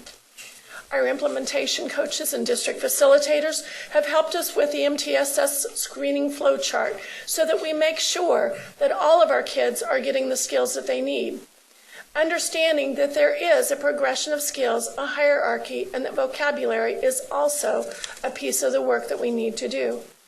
Not only do we look at literacy, we look at the students that are chronically absent.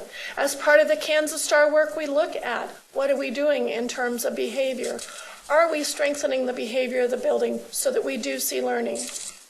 Some positives that we're seeing in the district because of the focus and priority work. As I already told you, schools say, we don't want to be focus and priority. We don't want our kids not doing well.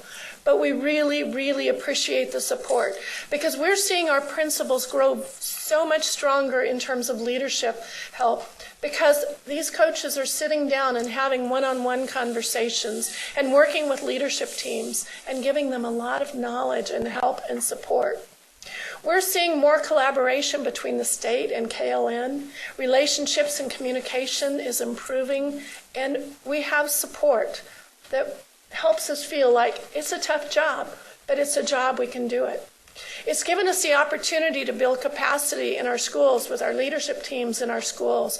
It's not just the job of the principal. It's not just the job of the leadership team, but every staff member knows it's their responsibility to make this happen. We're able to do in-depth study and implementation of research, and we have the funding that we need, or at least additional funding, to try to make some of these things happen. We do have challenges too.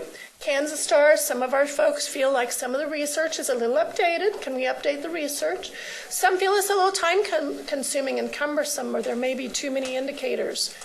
Communication sometimes, when is that grant going to be due? I'm right now working on another one. We need enough time to really process with the schools, staffs, to make sure we're putting all of the pieces in place. Some of our implementation coaches have limited knowledge of Wichita initiatives and urban perspective or the special programs, so we're needing to spend more time working with them. But they have started learning that, and it is improving. Professional development, just understanding the Kansas Star process has sometimes been a struggle for us. Implementation coaches, spending time with tech aspect versus a research, because sometimes Kansas Star can be a little tricky to use. And then just the varying levels of expertise with our district staff and our implementation coaches. Next year we'll have at least 4 principals new to the Kansas Star process and to focus on priority because of retirements, moving out of town, and other situations that occur. So there are still some challenges that we're working with all of the pieces. We feel we need differentiated professional development because of some changing staff, continuing refinement of the process across the district, updated researches, matching school needs and implementation coaches, better alignment sometimes with latitude between KLN and Wichita, continuing support for diverse and challenging needs of an urban district, sometimes an understanding of an urban district and the struggles because of work in our urban district with the behaviors that we are seeing with the academic needs is great. And sometimes assistance with the KSDE requirements. But we will say that overall this program has improved. We've seen it grow. We're in our 2nd year. It is so much stronger.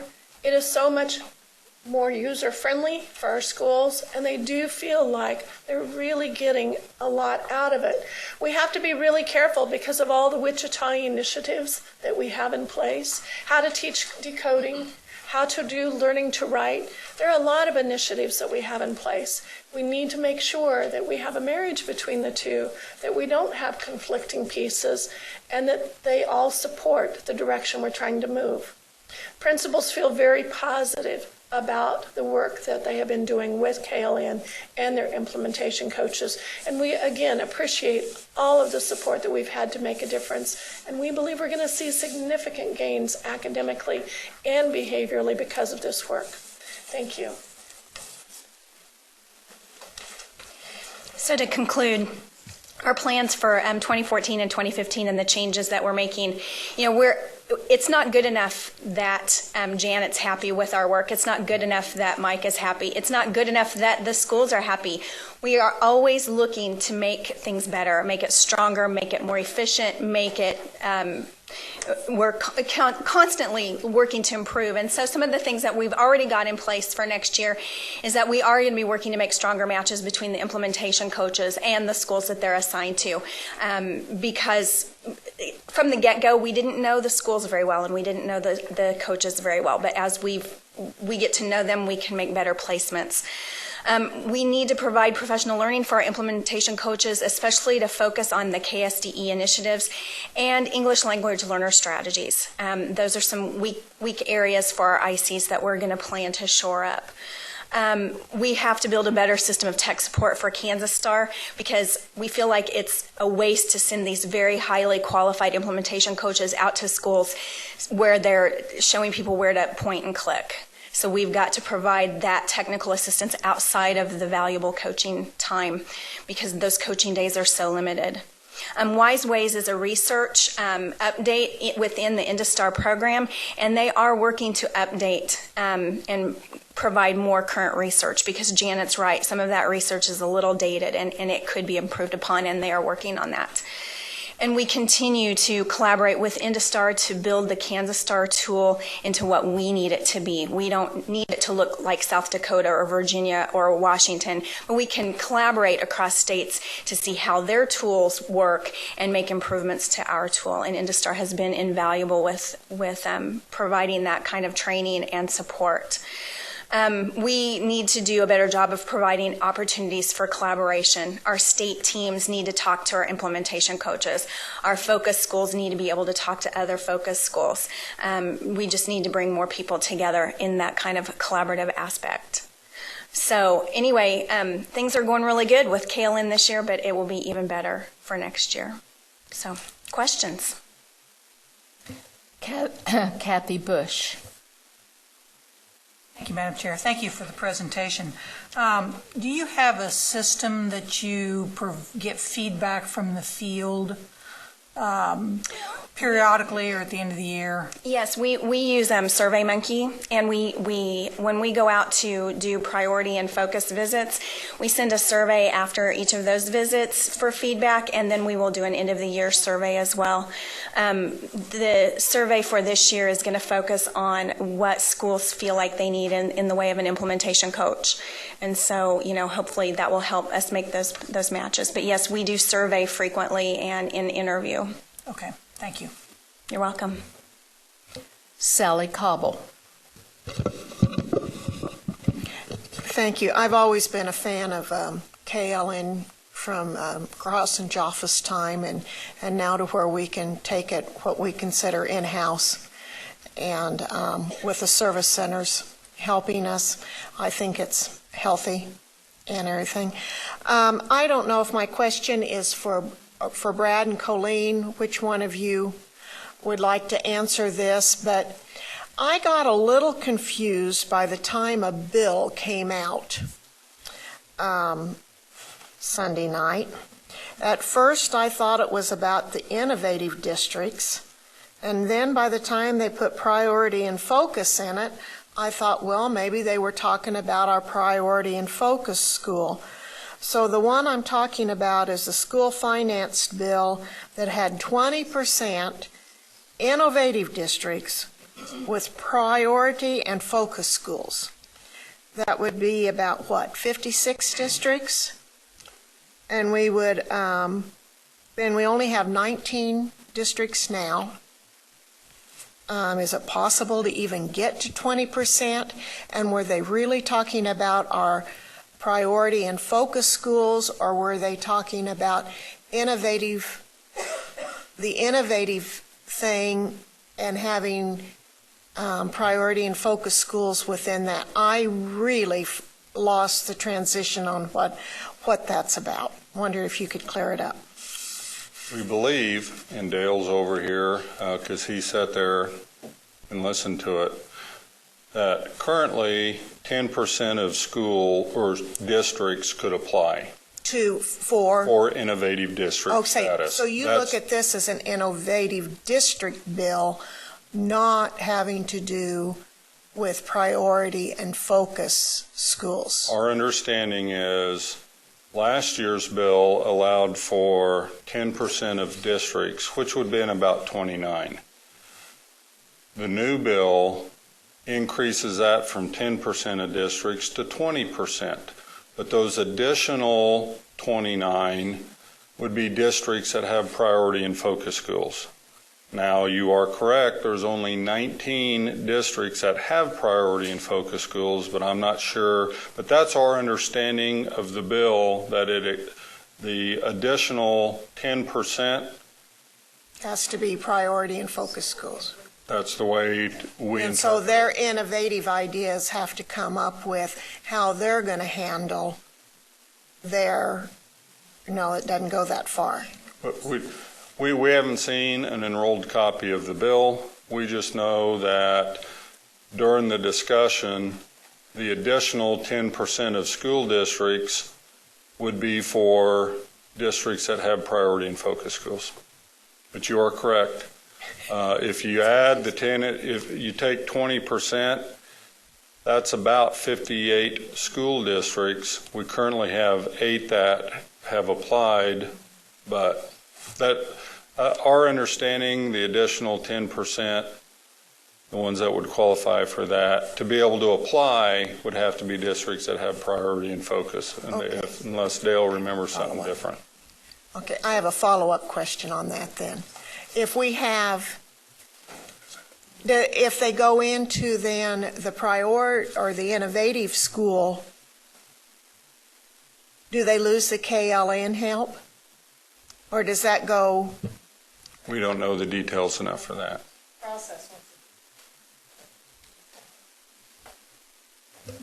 Other questions? Well, thank you for a very informative presentation. Sorry we had to interrupt in the middle of it. And I want to thank Mike and Janet for being here today and taking time out of their day too. We appreciate it. We have on our agenda a 10-minute break schedule, or a 15 for this time, but I'm going to shorten that to 10 minutes. So we will take a 10-minute break. Next on our agenda, we have Cheryl Johnson and Dale Dennis. And while we're waiting for everybody to get back to the table, I wanted to tell Cheryl this. My 7-year-old grandson had a birthday Sunday, and I asked him what he wanted to eat, and he said a fruit bowl. So...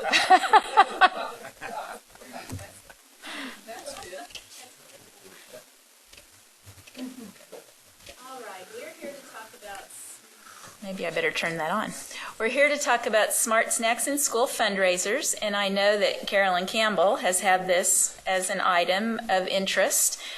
USDA does recognize that school-sanctioned fundraisers are a method of financing many important activities for students. So because of that, they are offering an exemption policy that we can determine in the state of Kansas, which is what I'm here to talk about today. What we need to do to set just a little bit of background is for you all to realize that there are no limits on fundraisers that meet the new nutrition standards. So students, anyone can sell during the school day items that meet the nutrition standards. So if the FFA is selling oranges, you know, any of the items that I know a lot of our FCLA students, you know, if they're making things in class that meet the standards, those can be sold like they are now for their fundraising. Schools can also decide what can be sold at events outside of school hours, and outside means as long as it's 30 minutes after the school day and on weekends. So any of those fundraisers that are done on the weekends, this has nothing to do with that. Nothing 30 minutes after the instructional school day. States can set an appropriate number of exempt school-sponsored fundraisers. If we don't act on this, then the number is automatically set at 0. So you do need to make this an action item if you do want there to be some exempt fundraisers allowed. One other important note is there are exceptions for fundraiser foods not intended for consumption in schools. We get a lot of questions about what about that cookie dough that they just sell on an order form, or there's cards for the restaurants. They can still do that. This rule does not affect any of that. Okay, so really, does it affect many things? Probably not. Maybe if there is a bake sale during the school day, or I know in my high school, National Honor Society sold suckers for Valentine's Day. You know, a few of those items. Or maybe you're going to have a track meet and need to have concessions start for the county meet before 3:30 or after 30 minutes after the end of the day. That might need to be an exception for that one special track meet. So, it's important to note, too, that the school districts can set more rigorous standards. So if whatever you all set as our Kansas standard, they don't want any exceptions, they can. That's fine. But we need to come up with our state policy on this. I tell you what our first shot at this was. Just let the local board decide and just keep out of it. They weren't excited about that. Said you got to have something more specific. So we talked to quite a few superintendents, school people, and Cheryl's going to give you something to start the discussion. In fact, some of the school people weren't real fond of that because they didn't know how they'd track it, and they thought the school board maybe didn't want to have to do that level of hearing all those requests and keeping track, that sort of thing. So what we did, we went and asked a lot of different groups, the Council of Superintendents, school administrators, teachers, school nutrition staff that attended our school wellness workshops. We've talked to our advisory council. We've talked to the community at large and a lot of our partners at our Wellness Policy Institute. We asked them, and we had them vote a lot of cases. We actually got data on this. We gave them choices, none at all. You'd have it determined by the local board, 1 per week approved by the local board. Each school organization allowed 1 exempt fundraiser per semester or year. Exempt fundraisers allowed 1 day per month. These were all suggestions that people had given us. We asked all of these people, we really have talked to a lot of people, and the majority supported what we've given you today for your discussion.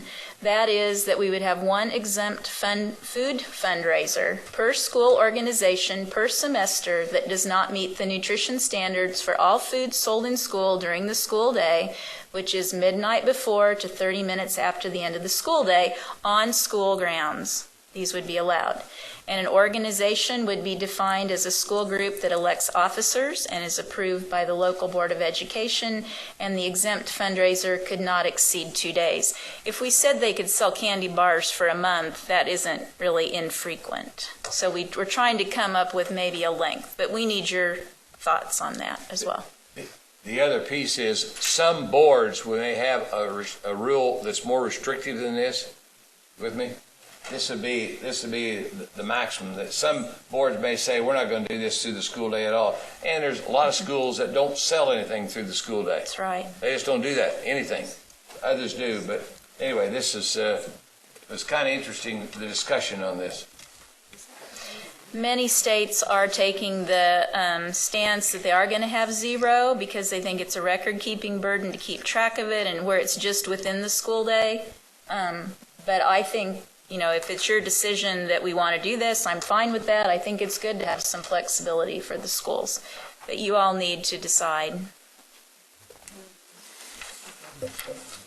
So really, we're opening it up for your discussion, and then we would take action at your next meeting, so it'll give you time to think about it. All of this is open for discussion as to what you feel would best meet the needs of Kansas schools. Before we begin the discussion on this issue, this morning when we had a report from the innovative districts, the state, we were discussing exemptions regarding food service, and the statement was made that at the USDA set guidelines, that they are guidelines coming from USDA, but our state has made them regulations. Am I saying that correctly?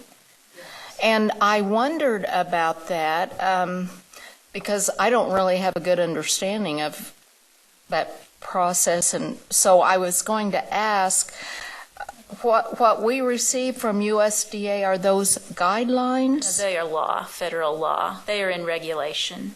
Okay. That we are required to follow. Okay. Well, I got the impression this morning that we were being much stricter in our interpretation, not on this issue, but somehow than the feds were. You don't think so? No. Okay. We would have to have anything that we do stricter approved by USDA, and so we don't have any of those approvals that we've had to receive, so I don't believe so our schools are adhering to policy that is set at the federal level. Right, through Congress. And do they receive funds from the federal level then? Yes, a lot, 170 plus million. So would that funding be jeopardized if they did not follow those? Yes. Okay. I just wanted to be clear on that. Right. Thank you. You're welcome. It's a good question. Give you an example of that, Madam Chairman. Here, when was it, Diane? About 2 years ago, something like that. We was real proud because we had, on the auditing process, we audited more than 3%. And we got a letter from them. They said, if we wanted you to audit 4%, we'd have told you so. And 3% is it, and that's what you audit. So we said, yes, thank you. Thank you. They're pretty precise. We do have several questions or comments. Jim McNeese. Thank you. Yes, Jim. To carry out just what Janice started there, could some of the confusion be that we have some kind of system that we basically say you're exemplary or you're meeting standards? There's some hierarchy of built into to the policy standards that the FDA has put in. As far as wellness policy? Right. It could be if they're thinking that exemplary is what everyone has to do. Yeah, if you choose to offer diet sodas, in your building, then you can't be at the highest level. Correct. That could be the case. I wasn't here to hear the discussion, but No, the basic level of the wellness policies are the federal law. Yes. And anything above that would be things you work toward for the health of our children in Kansas. And that sometimes is confusing. I would agree that could be by some people. Yeah. Now, back to our issue here that's germane to the nutritious, non-nutritious fundraisers. Right. Well, first of all, thank you very much for your contacting the field for the discussion. You're welcome. I have also, in my travels, talked to folks and solicited information regarding fundraisers, and I know schools who have a non-nutritious fundraiser every day. And many schools, typically smaller ones, have none. Exactly. Yeah, and some of them have fundraisers and don't even know they're non-nutritious fundraisers. Probably so. I would agree. They're all over the board, and I got one report from a superintendent this morning while we were sitting here, a text, and because I'd asked them to give me information, and he said this is something that we probably shouldn't make a rule on, that it should be locally decided. And so I sent back and said, that means it's zero. If we don't decide, then it's zero. Right, that is correct. Okay, and that's really important, for folks to know that we're not doing this because we'd love to make it, I think, as a board, a local option, in terms of, but we can't. So we have to give them some direction. Need to have some direction, I believe, Correct. as well. We ran that up the flagpole, and that's what they told us, is what you said. Yeah. I for one, I see this as a good compromise in terms of meeting the spirit and the letter of the law. I think it would be it would be very hard on schools who have developed a process or a way of doing business, by selling to support their activities, and others who choose not to. But actually, I find in the larger schools, they're more likely to have the fundraisers than the smaller schools. I think you're right. So I would go along with the policy, and at some point, if we're looking for a motion, I'd be the one to make the motion. When it comes to that point. Yeah. We're not doing it today. Right. But I would support what you've come up with here and encourage others, because I've gotten favorable responses for this from principals, especially, not so much superintendents, principals. Well, the Council of Superintendents, this was the majority, what they also supported at the Council of Supes meeting. Yeah. It's not perfect, but it's a good direction. Some schools will have trouble meeting it, and I guess one question would be, how much paperwork are they going to have to do?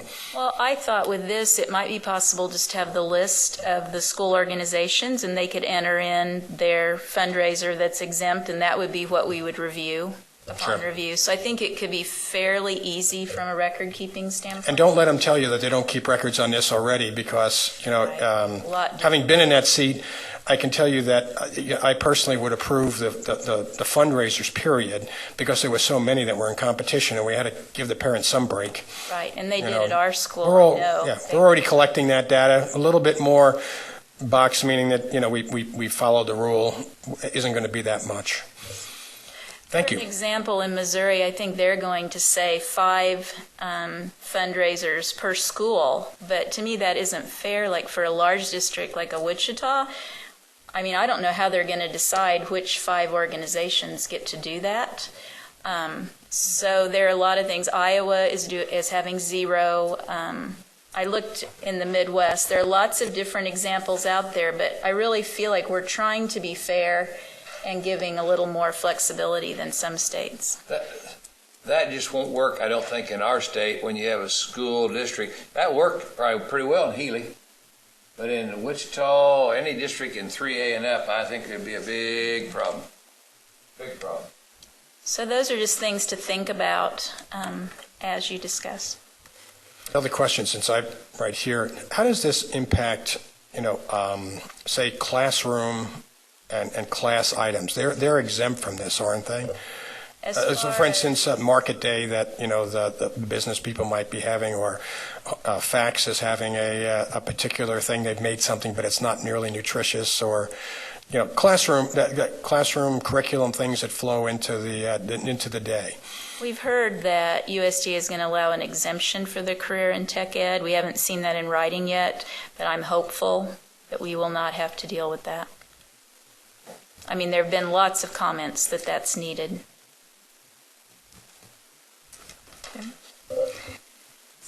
Steve Roberts. Thank you, Madam Chair. And thank you, Director Johnson, for your work on this. I have some goals, long-range goals for changing the way we finance our lunches. I think this is a perfect example of what people rail against when they consider Common Core to be a federal takeover and all this. We draw all these lines and then we have waivers and exemptions to the waivers and on and on. So I think this is a perfect opportunity for us to say, let's not draw lines here. Let's issue some general guidelines and hopefully have a compromise with those well-intentioned people in Washington who are happy, well-adjusted individuals just like we are, and resolve to not draw arbitrary or capricious lines, because when we do, we're just setting ourselves up for more work and less effectiveness. So that's my admonition to everyone in this room, that we reach for a nice, polite, thoughtful compromise that does not draw lines but issues general guidelines. Thank you. Thank you. Ken Willard. Pass. Janet Wall. Thank you, Madam Chair. My first reaction to this, as a local, having served on my local board, excuse me, was to me, this is a local decision, so I guess I'm challenged by this. So I guess I'm really not comfortable with this, and this is probably my fault because I didn't do it before, but I had quite a few other things going on prior to this meeting. But I want to go home. That's good. And I want to talk with my districts, because I've got large districts and I've got small districts. Right. And I'd really like some input, and my districts are very good about communicating with me their concerns, and when I find an issue, I send it to them and ask for feedback. So, like I say, my initial reaction is I believe in local control as a former local board member. So anyway, I'm just struggling with it, and that's just my comment. Thank you. But didn't you say you took this to the superintendent's council and they? That was one of their options. Actually, all the people, we gave that option, and that would have been the second one, the second top of these, the number of exempt and fundraisers determined by the local board. So it was a high response item. Okay. But not as high as the one that we've brought forth to you today. Sally Cobble. Thank you, Madam Chairman. Kind of playing off of what Janet just said, I'm having a little bit trouble. I'd like to make it a little broader. I would prefer the second one, where it's a local decision. But if we don't do that, I haven't processed the first paragraph as much as I have the second. An organization is defined. I'd like it to read, an organization is defined by the local board of education. I think when we start saying it has to have officers and all of that, we're defining that. I'd rather the locals define what an organization is. And then on the second sentence, the length of the organization's exempt fundraiser, I would like that to be decided by the local board too, because they may have events going on or it may hit at a time that they may need it to go for longer than 2 days. Maybe all of a sudden they had to dismiss because of the flu or something. And so instead of putting the number of days in there, I would rather the locals decide on how long that fund. And I don't care whether it's the principal, who it is on the local level. I just prefer the locals to make the length of time. And I think that,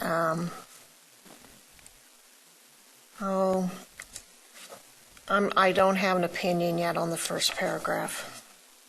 I would prefer number 2. But we have found that with USDA, we are going to have to put some sort of a limit to show that it's infrequent. So we're going to have to do a little more than just... Than number 2. Okay. I'll think about that first paragraph. That's where we need some help from you all before next month. Okay. That would be my recommendation on those other 2. Okay. Noted. Carolyn Campbell. Thank you, Madam. I guess it's on, yes. Well, Sally just wanted to confuse me. I thought it is up to us to set a foundation of guidelines and as much as both Janet and Sally talked about local control, I think local control is out when it comes to this, correct? We have to at least as a state agency act. Thank you. That's what was my understanding. My concern is like length of an organization's exempt fundraiser cannot exceed 2 days. Now, is that per year, per semester, or per week? For that exempt fundraiser in that semester. So like they couldn't sell candy bars for a month. We need to come up with a limit to make it infrequent because I don't think USDA would feel that selling candy bars the whole month would be an infrequent fundraiser. Okay. I have this one school that I know they've got to raise about $30,000 to go somewhere. 2 days is not going to help them, and they're doing all types of things. That's why my question is about this not to exceed 2 days. Right. Can that be increased to, let's say, well, and that's I didn't mean continuously, but like per month? Well, then it would be a different fundraiser. Okay.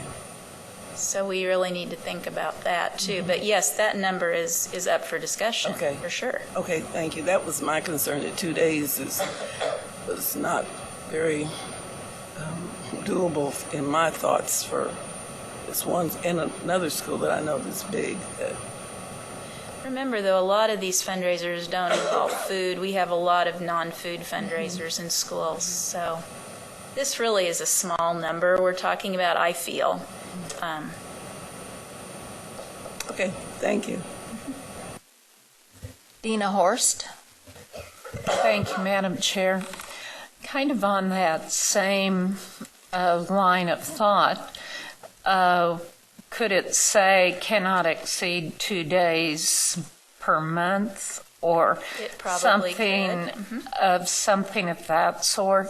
So if there was an ongoing fundraiser for an organization trying to raise quite a bit of money, they'd be able to do that. And I also wondered if it would be clear to our districts that this, I'm assuming, if they don't follow this, it affects the ability to have their lunches subsidized by the federal government. Right, and I don't think it'll come down to that immediately. I mean, first there's going to be technical assistance, there'd be corrective action, and from what I understand, USDA is putting together a policy memo where if a school wasn't complying with this, there might be a fine after they've had technical assistance that would not affect the school nutrition program. Okay. So that's good in that it wouldn't affect the school meal program. But I think that's down the road, and I think it would be a proposed rule with public comment before it was ever enacted. Because that certainly would be a concern of mine. And mine also. Okay, thank you. Just a follow-up to that question, if we said 2 days per month, then wouldn't every month be a different fundraiser? Probably, if And it this was an says ongoing, one per semester, Yeah, so, okay. I think we're probably pushing our luck with one per semester rather than one per year, just based on what other states are doing, but we're willing to try. Okay, thank you. Kathy Bush. Just real quick, and thank you, Madam Chair. My main issue, at least right now, was kind of with number 2. I didn't feel like that's something we should define. Let the local board. I agree with Sally on that one. And then, I don't know, of course, my primary experience is with a large district, and, you had fundraisers every day going on. So, I guess I'll get some feedback from my districts and be able to bring that. I would appreciate that. Thank That you. is what we do desire is feedback before we would bring this as a vote. Ken Willard. Thank you, Madam Chair. I reconsidered. So this is just, just take this for what it's worth, and it's not a recommendation, although it is. It seems to me that this is such an obvious incursion upon local control that I'm loath to support it in any fashion. So if we're going to find out what school districts need, I'd say let's find out the most liberal policy out there and make ours one notch more liberal and let it go. And that's so we have something. I just think we should not be realizing that every restriction we put on this, especially one per semester, is going to be a serious financial hit to many schools, and we don't want to be in that. I don't want to be in that position. So I would like to just see a recommendation brought back to us that is absolutely as liberal as we can possibly get by with. Well, we kind of think this might be close to that. Really? One per semester? Well, think about Missouri, 5 in the whole year. I don't care about Missouri. But that's the most liberal of what I've seen from any other state. One had 3. I mean, this is pretty liberal compared to what anybody else is proposing so far, but I'll watch for that, and we'll continue to ask. Maybe we need to be the pace setter. Well, this really bothers me a lot. That's the reason I didn't want to speak. Remember, we will be encouraging ways to do non-food fundraisers, that they could make money. Well, then when do we decide to restrict that too? I don't think there's any restriction on that. No, there is. I hope. I'm sure there isn't, but there will be. Well, it wouldn't be regard to this anyway. No, I understand. I understand. I'm a bit being I understand facetious, that but I'm too. very frustrated with this whole idea. I wish it just would have been something that, but anyway, we do have to deal with it or it's zero. I really can't say what I wish, but. Carolyn Campbell. Thank you. My thought initially was, and so now I've been prompted to not keep my mouth shut, was why are we just looking at the Midwest states? Why don't we, as Mr. Willard just said, basically what he said was, let's look and see what California. They have zero. Oh, I know what they're doing. Well, I'd like to see what's... I have a list compiled that we've just done as directors because we're all trying to figure out what we should do here. And I know California's zero, Arizona's zero, a lot on the East Coast are zeros. Most are saying they're trying to create healthier school environments, and their community partners are really encouraging zero. Well, so. I'd sort of like to see the one that's most radical, too. Okay, I can compile that list and show you. I have the document. Wisconsin is putting it together, and I have, as of today, the states that have acted. Many are still like we are in process, though. Why don't we put that in a Friday letter? Then you'd have. I'd be glad to do that for you and keep you updated on it. Okay. Sally Cobble. We're only talking about the ones they have to exempt because they don't follow nutritious. Right. And during the school day, during school hours, so they can still do whatever they want on the weekends and after schools. These are really a pretty small number. I kind of agree with Ken. I just want to put 100. and let it. Days in a semester? Well, I don't care. I just think this. I'm also under the mind that maybe we ought to write our two senators that are on the ag and say, this is ridiculous. And we have one out there that is not, is making statements about wanting to keep local control in the states and everything, that maybe we ought to ask him to do the same thing on the committees on. And I'm not so sure we should write a letter. Jim McNeese. Well, before this gets too out of hand, for some schools in our state, this is a really serious. I've got a couple of schools that I know that their activities live and die on this because of the funding issues. And we have to see that as an underlying issue. On the other hand, as a principal, I didn't want any fundraisers going on during school. I used to pay groups not to have a fundraiser because they're really very disruptive. And also I got lots of letters from parents thanking me because they didn't have to make cookies, brownies, and other cakes and things that were non-nutritious, but very good. And typically a fundraiser would come in and I'd say that, how much do you expect to make? And they'd say maybe $60, $80. And that's a lot of work for $60 or $80. For some schools, that's why you don't hear that they have any fundraisers, because they don't want them. Not because they're non-nutritious, they just don't want them at lunch. Other schools that I know of have basically gone off the other end, and they have them every day to support their activities. And this rule will actually be an encumbrance to them. It'll really hurt them. And even though it seems, we can be a little frivolous about it here, we're talking about some real serious issues in schools. That $60 to a debate team might be the next weekend. And they put a lot of time, effort, and energy. If it was mine, no offense, I'd be on the zero count because I wouldn't have to have them. As a building principal, I don't want them. They're very disruptive. But on the other hand, I have principal friends who don't know how they'd live without them. It's kind of like that pop thing we had a few years ago, you know. So the question we might want to ask ourselves, even though I said I'd support this, because, folks, is really what do we want our schools to look like, not just today, but in the future? Because really, by the time these kids get to high school, they've never experienced those non-nutritious fundraisers, because I don't know of any elementary schools that have, and many middle schools don't have them as well. So it's like they're introduced to this as seniors. Now, there's probably districts and schools out there that's not true, but generally speaking, you know, that's kind of how it is. As long as they can have their parties and they can start their track meets early and things like that, they're okay. So really, in the long run, if you really want to have the best answer is 0. And, you know, just cold turkey, you know, in the long run.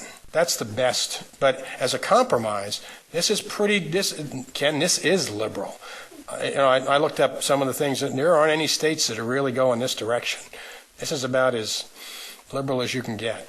So, hey, I thank you for what you've done. It's a tough task, Cheryl, and I appreciate, you know, what the leadership you provided.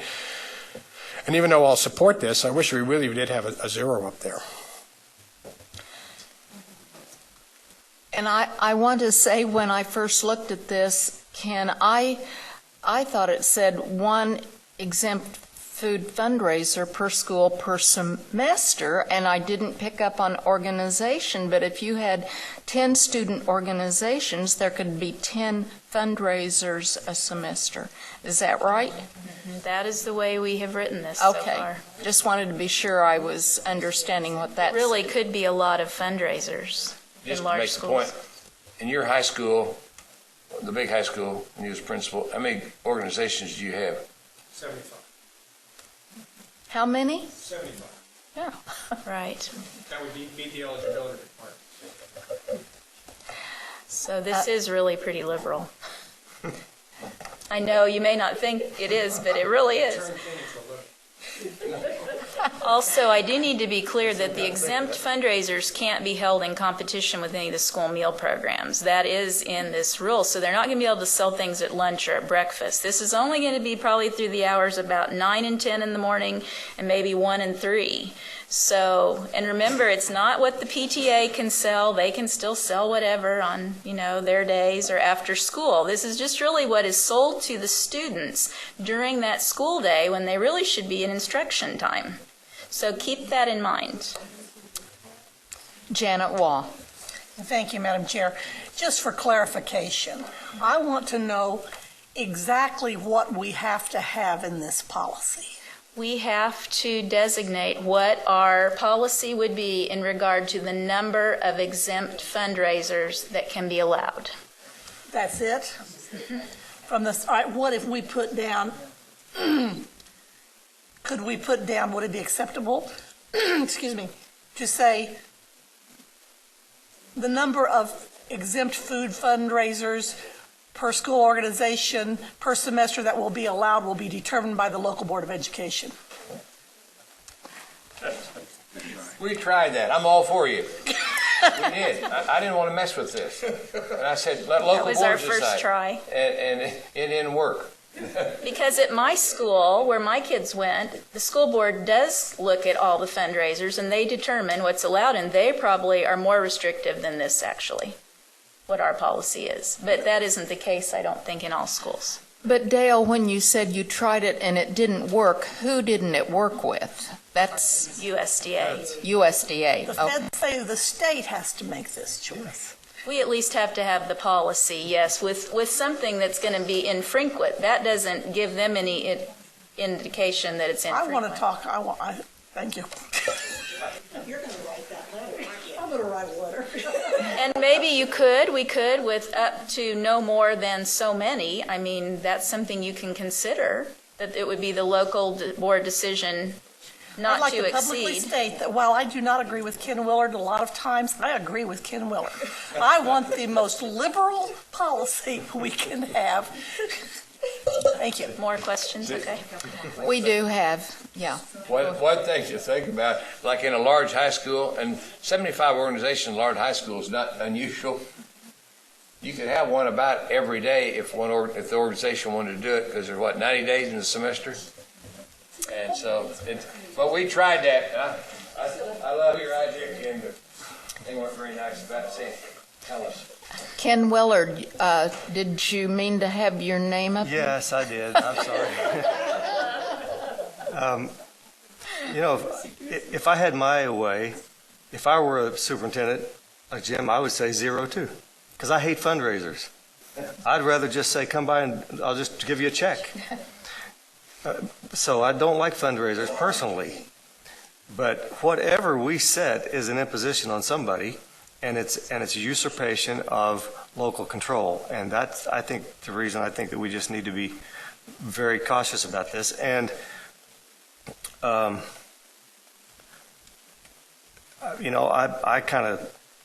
think fudge is nutritious.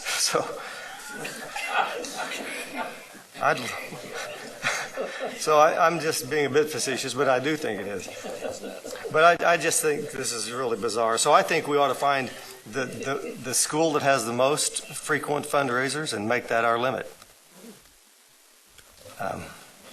Because we're not telling them that we're not demanding or even encouraging schools to have more fundraisers. We just need to tell them that is your choice. Because it should be their choice, and it's wrong for us to take it away from them. I'm finished. Thank you. Dina Horst. Thank you, Madam Chair. And I agree. It should be a local decision. But I guess sitting here looking at that and having subbed Friday in a classroom, the nutrition that non-nutritious things that kids bring to class in their backpacks. It doesn't matter whether you have a fundraiser or not. The federal government is trying to manipulate something that kids get around. So my message to them would be probably isn't going to get as far as what they'd like. They'll manipulate this, but it isn't going to stop what kids eat. So, thank you. Thank you. Any other comments? Remember, this is something we will act on next month, so you have time to get some input and think about it. Exactly. Thank you so much. You're welcome.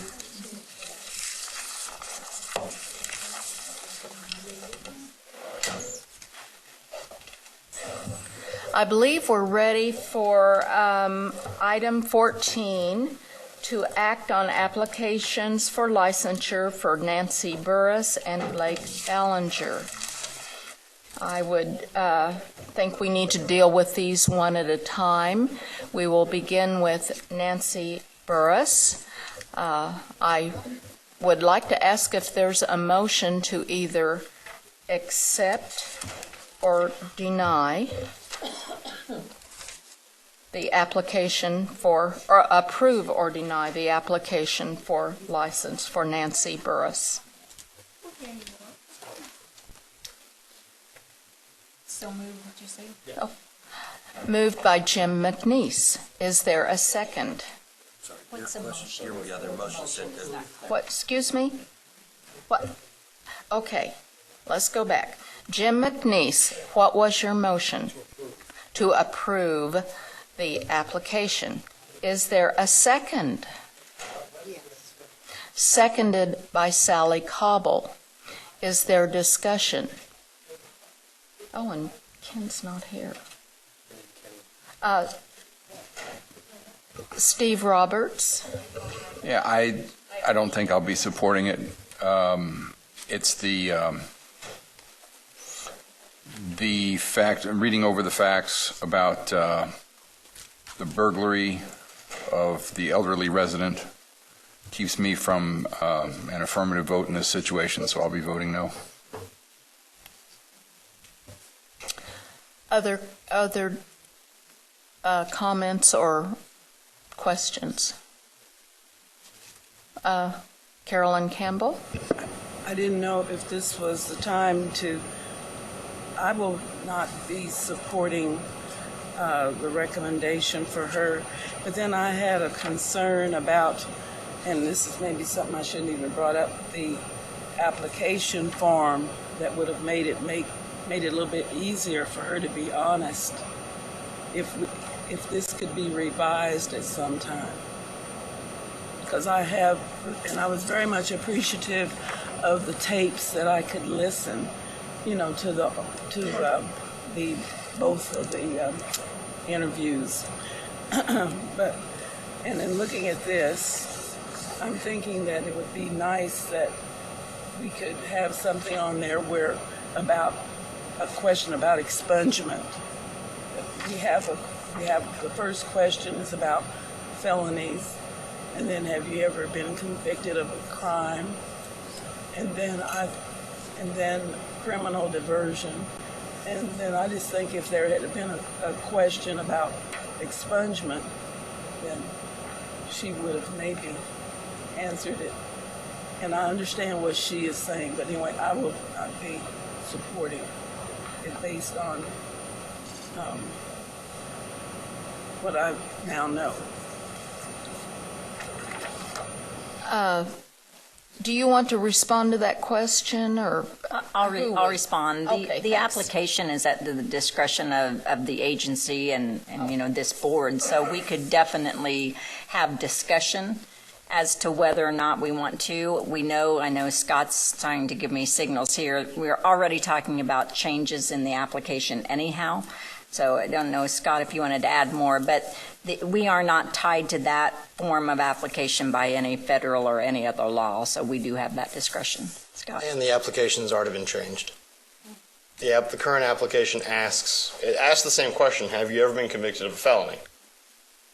But above, it's no longer question 8, now it's question 12, A, B, C, and D. And it says, you must disclose these, whether it's adult or juvenile, unless your offense has been expunged. Thank you. I don't know how to make it clearer than that, but that's what all the applications say. Sorry. Thank you. Our attorney has a comment. Scott, maybe you can, this is a question or discussion point with you. The reason why I think that's problematic is that by definition and by the law of expungement in Kansas, you are deemed not to have been guilty of the crime. So it's as if, it's an erasure of the conviction, right? So if you're going to ask the question about whether it's expunged, how does that Under Kansas law, if an offense is expunged, it means I don't have to tell you about it. Right. It does not erase the criminal conduct. Not the conduct, but... And for some agencies, you are required to disclose it even if it is expunged. You're not one of them. You cannot ask someone, have you ever had anything expunged? Because then you're acknowledging that you had something convicted in the first place. The idea of the expungement is to be able to essentially hide that part of their criminal record where you don't get access to it. But it's a formal legal process that they go through that they are granted an expungement. So it never erases the underlying action. Yes. So you're saying we could not put, have you ever had an expungement on that application? You can say if something has not been expunged, you have to tell us. Right. But you cannot ask the question, have you ever had anything expunged? Right. Right. But the question in this case, in Kansas, that's the case, but that California one said that it would have to be reported. Yes. Answered affirmatively. That's correct. And that was the source of confusion because it was a Kansas application, but it was a California. Okay. Right. But addressing your question, yes, we're trying to address that concern. We've had that come up during the PPC hearings before, so to kind of help alleviate some of that confusion, we've added that language to the applications. Thank you. Dina Horst. Thank you, Madam Chair. And Scott, probably need to have you answer my question. Part of my concern with was also that I wanted to mention was finding out if there was some way for us to put it on the application, so that would not be an issue in the future. But I guess I'm really curious, which agencies, does the agency require it, or is it required by statute? It's in the expungement statute. Okay. And I think it's the Gaming Commission. Anyone that wants to be licensed to be a private detective or a private investigator, you still have to disclose expungements to those agencies. Off the top of my head, I can't remember anyone else. Those are the two that just pop out. Because it's interesting to me that an expungement can take away something as serious as Mrs. Burris was involved in, and in this state, and we essentially say it's okay for them to be with children. So they're our most precious commodity. So I'm rather surprised, although I did know that Kansas didn't have it from some other bit of information that was shared. But anyway, I think that's something we ourselves might think about, whether we would like that, licensure for educators to be added to that statute. So just a thought. But I also continue to have issues with that particular licensure request. And part of that comes from listening to Mrs. Burris talk about her burnout, and then she wants to become more involved with adolescents, which it sounded like she had already been working with. So I found that rather ironic that she wanted to get involved from a substitute teacher point of view. So I'm going to have difficulties supporting hers, but I will keep an open ear if somebody has another open mind, in case somebody else has a viewpoint that is a little different than mine and can sell me a different way. Thank you. Kathy Bush. Thank you, Madam Chair. I kind of have maybe a series of questions. So this individual has requested an emergency substitute license. Emergency licenses are for how long? I believe they are allowed to teach for, it's 1 year, but I think they're allowed to teach for 60 days. In the same assignment. In the same assignment. Okay. But it's valid for 1 year. Okay. And she says that she misinterpreted how she needed to respond to the question, because she did have a conviction, but it was expunged, and she didn't understand that she still had to disclose. I believe that's how she testified, yes. Okay. And now we are making adjustments to our application for really that very reason. trying to make it easier for people to understand the application. This kind of precipitated that. Yeah, well, she's not the only person, and certainly not the first person to not fill out the application correctly. Okay. To kind of stop having to send out so many letters to explain to people, okay, you had this prior, you didn't tell us about it, now you need to give us this information.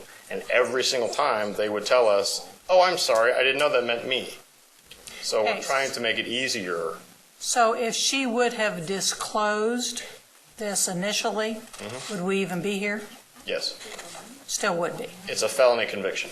Okay. So all felony convictions that I've seen, I've brought before the PPC. Okay. Okay, thank you. Yeah, I mean, there were two reasons why there were an issue with her license. If she had disclosed it properly, there would have just been the one issue, which was the underlying criminal conduct. Okay, thank you. Sally Cobble. Thank you, Madam Chairman. I believe on an emergency substitute, you can only teach so many days in a semester, each semester, and that license is for 1 day. 1 year. 1 year. For 1 year. I believe that when an individual has to go through an expungement procedure, you just don't pay money and get it.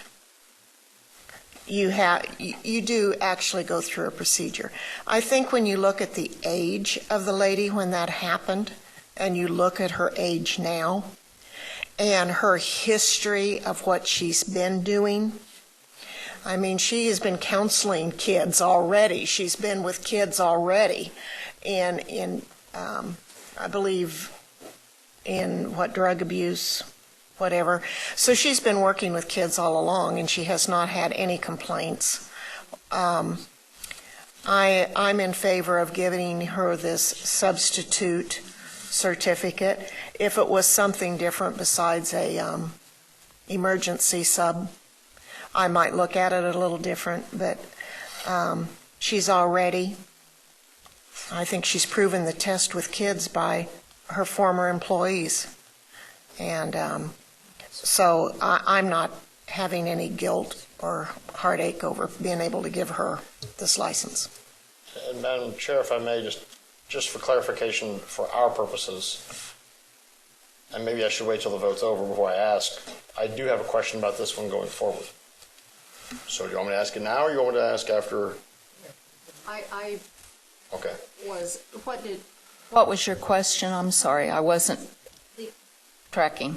Sure. Sorry, I don't want to interrupt you. Go ahead. The only thing I would caution is that if what you're going to say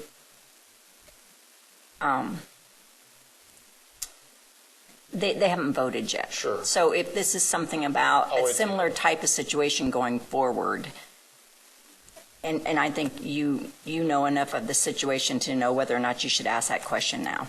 I'll just wait and see how the vote goes, and then I'll ask a follow-up question if I may, if that'd be permitted.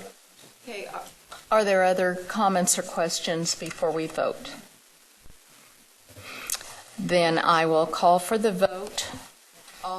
All in favor of following the recommendation of the PPC and granting the license to Ms. Burris, raise your right hand. 1, 2, 3, 4, 5. I see Bush, McNeese, Shaver, Cobble, and Waugh voting in favor. All opposed, raise your right hand. And opposed, we have Roberts, Willard, Campbell, and Horst. So we do not have the motion did not carry.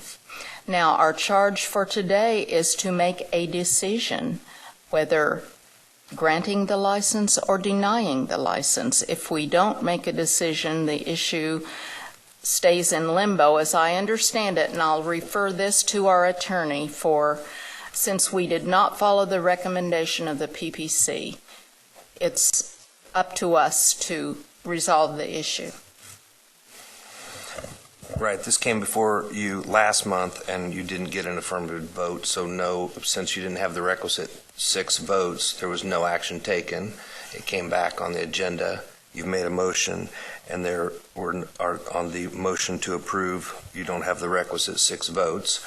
And so I guess the alternative would be to make a motion to reject the license. If there's not sufficient 6 votes, then it still remains in limbo.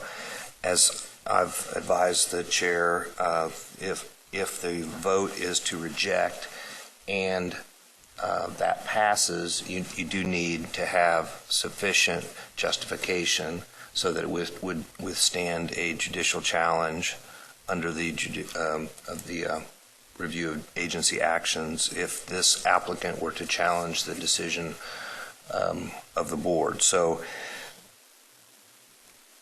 I think that's all I could say at this point is you do it, and a failure of a motion is not an action, so an action needs to be taken one way or another to accept or reject. Is your comment appropriate now, or do you need to wait until we resolve this issue? I'm going to wait.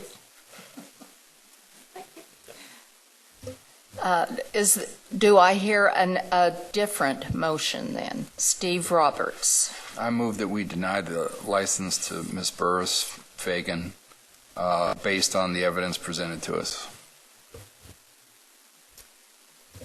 And is there a second? Carolyn Campbell seconds. Seconded by Carolyn Campbell. Do we need further discussion? Then I will call for the vote on this. All in favor of denying the license, raise your right hand.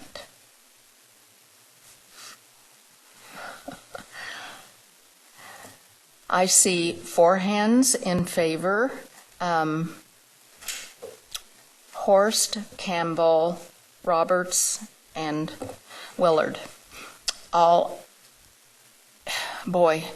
opposed to the motion, raise your right hand. Okay, we have Bush, McNeese, Shaver, Cobble, and Waugh in opposition. So we are still in limbo. Will it come back to our next meeting then, or where do we go from here? Procedurally, I think that you can, depending on the will of the board, if there's further discussion on this or additional motions that on this applicant, that the vote may change and some action may be taken today, then I would encourage that. But if absent the change of any vote, then you don't have any way to break that gridlock, and I think it just comes up on the agenda for next month until you have additional votes that would make the passage possible.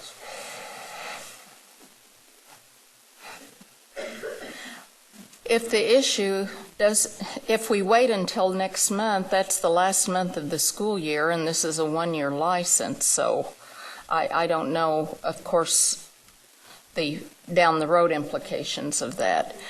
Do I hear another motion on this issue?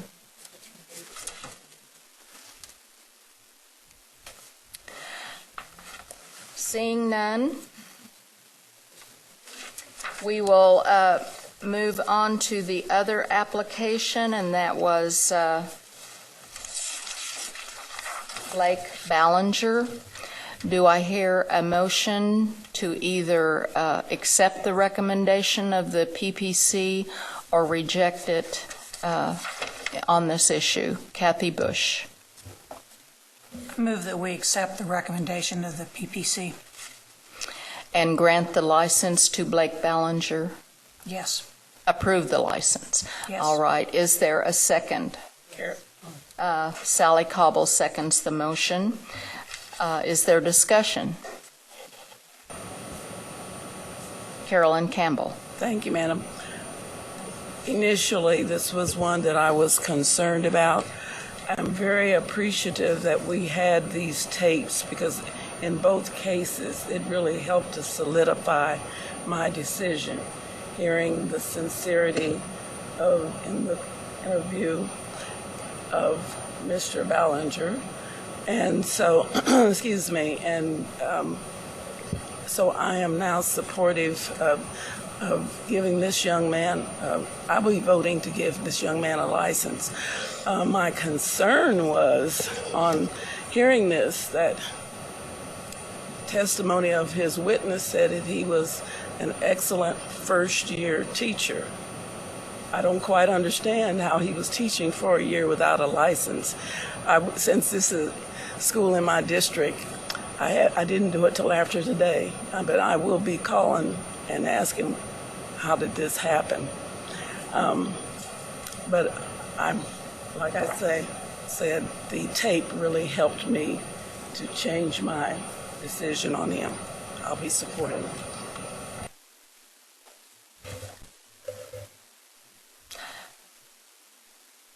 Could he have a substitute license, perhaps? I don't know. Well, anyway, speculation. Dina Horst. Thank you, Madam Chair, and that's part of my question, is how he could be a student teacher and a first-year teacher kind of at the same time, or at least it sounded like that. And he would have had to have had licenses to do that, even if it was a substitute. So how did he not come up in the system until just now? You want me to answer? Do you know the answer to that question? Yes, I know the answer. He does not have a substitute license. He does not have a restricted license. This is the first time that his license has ever come before you. That's how I know he doesn't have any other kind of license. So he was not student teaching during this time. He was a teacher that wasn't licensed then. I heard the same testimony that you did during the hearing, and the testimony was he has been an excellent first-year teacher that our Human Resources Department approved and said we could go ahead and give him a job, even though he doesn't have a license.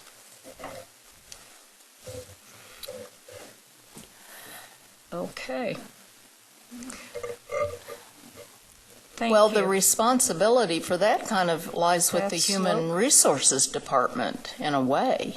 In the local district, right? Yeah. Personally, I was impressed by the sincerity of this young man in the testimony that I heard, and his conviction about education, and his statement that that incident was the only time this had ever happened, and nothing of this sort had occurred since then. Are we ready to vote on this motion? I will call for the vote then, whether we're ready or not. All in favor of approving the license for Blake Ballinger as recommended by the Professional Practices Commission, raise your right hand. 1, 2, 3, 4. Okay, on this one we have 6 votes. All in. Do I need to name the 6 people? Okay. Bush, McNeese, Campbell, Shaver, Cobble, and Waugh. All opposed. Roberts, Willard, and Horst. My brain's getting overloaded at this point. Okay, so the motion does pass 6-3. Thank you. Did you have something you wanted to raise about the other one? Or you? No. Now, did you have a comment? There was something you wanted to say and you didn't say it. Not at this time. Okay. I will withdraw my idea of having a question. Okay. If I may. Thank you. Thank you.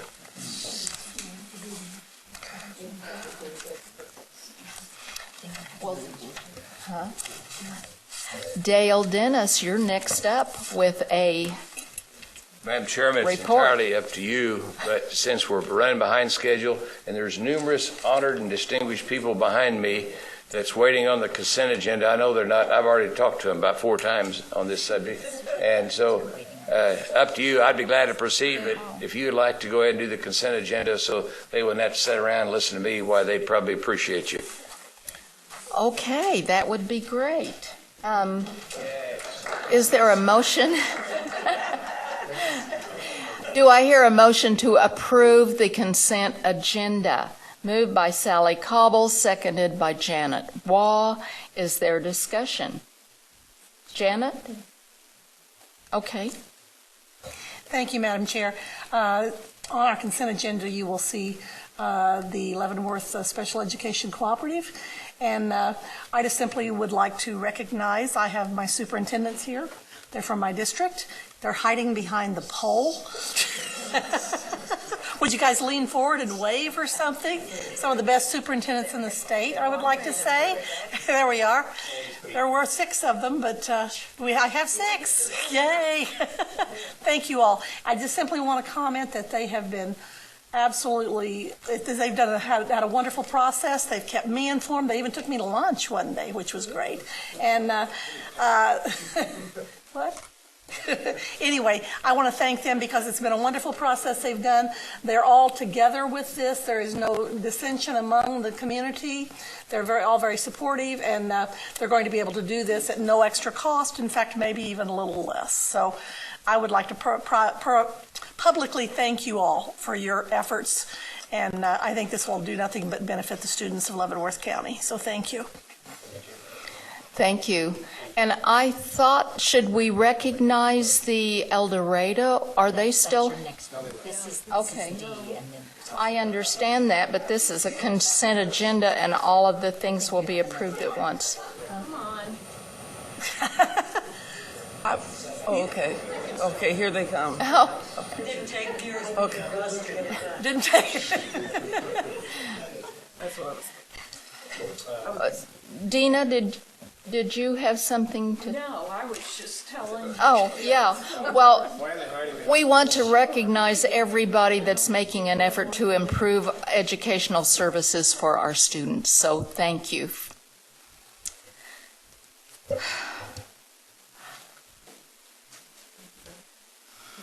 I would like to call for the vote. All in favor of approving the consent agenda, raise your right hand.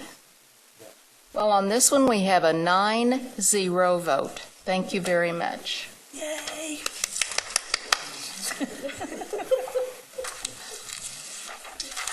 Now, Dale, we're ready for you. I wouldn't bet on that, but I'm ready. Okay. Let's go with this first.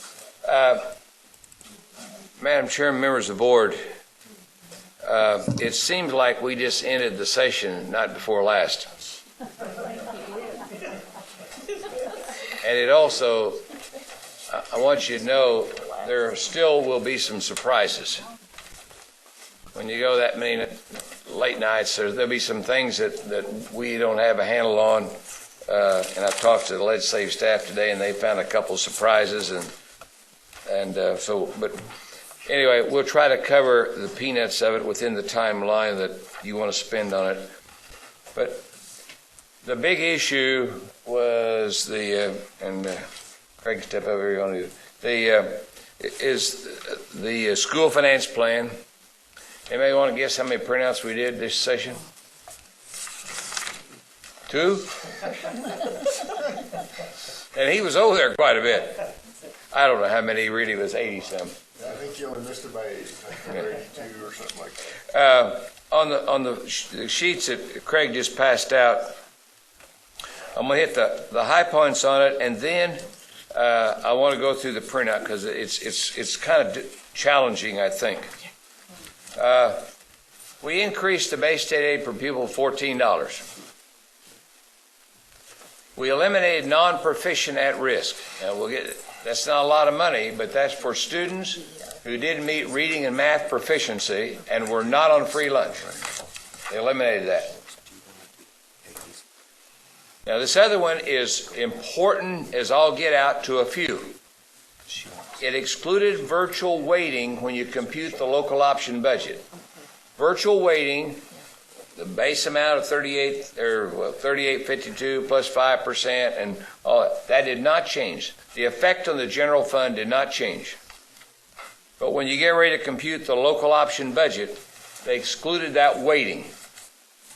And for a few districts, such as Florence, Manhattan, Spring Hill, Greensburg, Andover, Mays, Elkhart, that will make some difference. Bullet number 4, and I think this is a little bit confusing. We've had numerous calls on this today after we've gone over it several times. Any district under the average can go up to 30%. But if you want to go to 31, you have to have an election. And if you're at 31 now, and you've had an election, you can go to 33 with a vote of the board for 1 year. Then you have to have a mail ballot.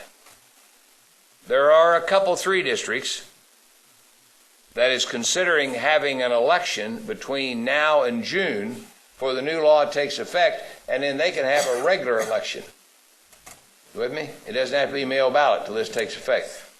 They get 31%, then when they get that, the board can give them 2% more for 1 year. Then a year from now, anybody that is above 31 or above will have to have a mail ballot election. That's unusual that they focus on the kind of election you have to have. Normally that's decided locally.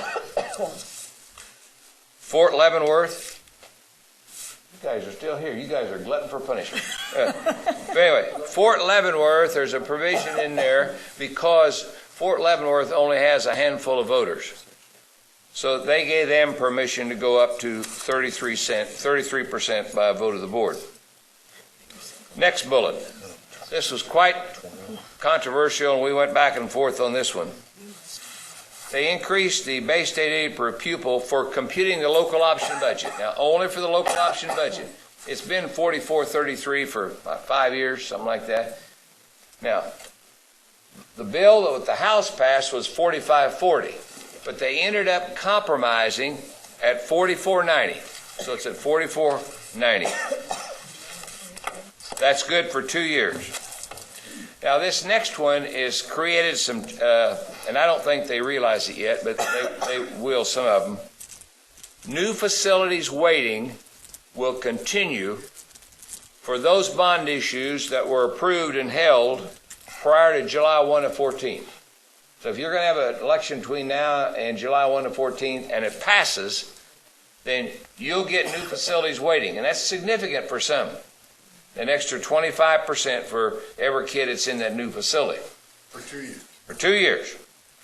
Now here's a peanut. Salina, they've called. They built, and I'm not sure what they built, Dina, but they built something with capital outlay. This is bonds, not capital outlay. So they wouldn't be eligible. Who's got Gary County? You do, Ken. You got somebody else. Gary County, remember out on the post? They built a new school, and they're in the process of going to build another one on the post. Well, it wasn't a bond issue. It was provided by the Department of Defense. The same would be true in Fort Leavenworth. They cannot have a bond issue. So if they accumulate enough money over time to build a building, then they wouldn't be eligible for new facilities weighting because they can't have a bond issue if they wanted to. And over at Fort Riley, Junction City, Gary County, why the Department of Defense provided them funding for that. That'll be it. That will come back up. We've had several calls on that. We have another one. Oh, Newton. Newton. Who's got Newton? That's yours? They bought some mobiles to put out at Walton. And those and so they wouldn't be eligible for new facilities waiting either because it's not a bond issue. Go ahead. Okay. Is it when the bond issue election happens, or is it when they actually issue the bonds? It's the election. The election issued prior to July 1 of 14. Now, we got a whole covey of them between now and the end of the year. You may have repeated them. We've had 4 recently. 2 passed, 2 failed. 50%. This gets a little bit complicated, but it provides, the next bullet, provides for a corporate educational tax credit scholarship. The bottom line, a corporation can give money to a, scholarship granting organization, SGOs, scholarship granting organization. They can give them money, and they can provide scholarships to students up to $8,000, and whatever they give them, 70% of them can be a direct deduct from your tax credit. It's a tax credit. So if a company gives you $10,000, this scholarship granting organization, then $77,000 they can deduct off their taxes.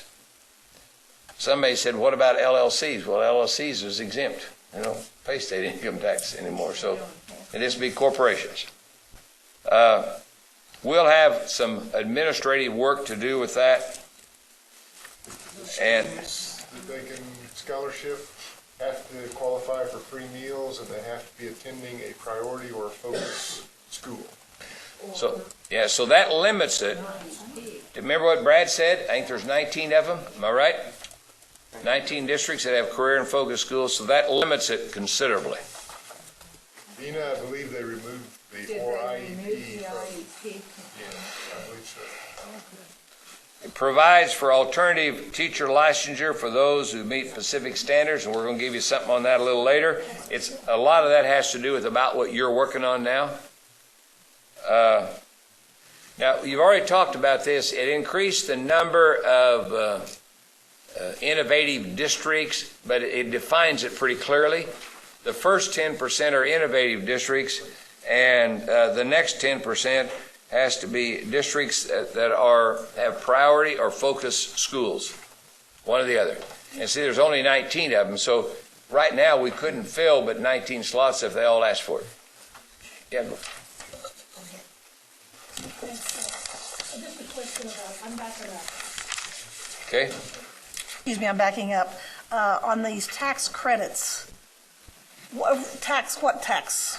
A corporation can give money to this scholarship granting organization. This organization hadn't been formed yet, but they're here. But what are they getting the tax credit on? Income tax? No, yeah, off income tax. That's correct. On income tax. On state only. State income tax, right?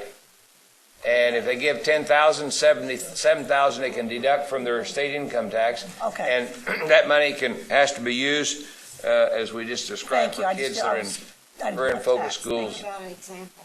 Pardon? An example? Okay, let's say that you had a corporation that was willing to donate X number of dollars.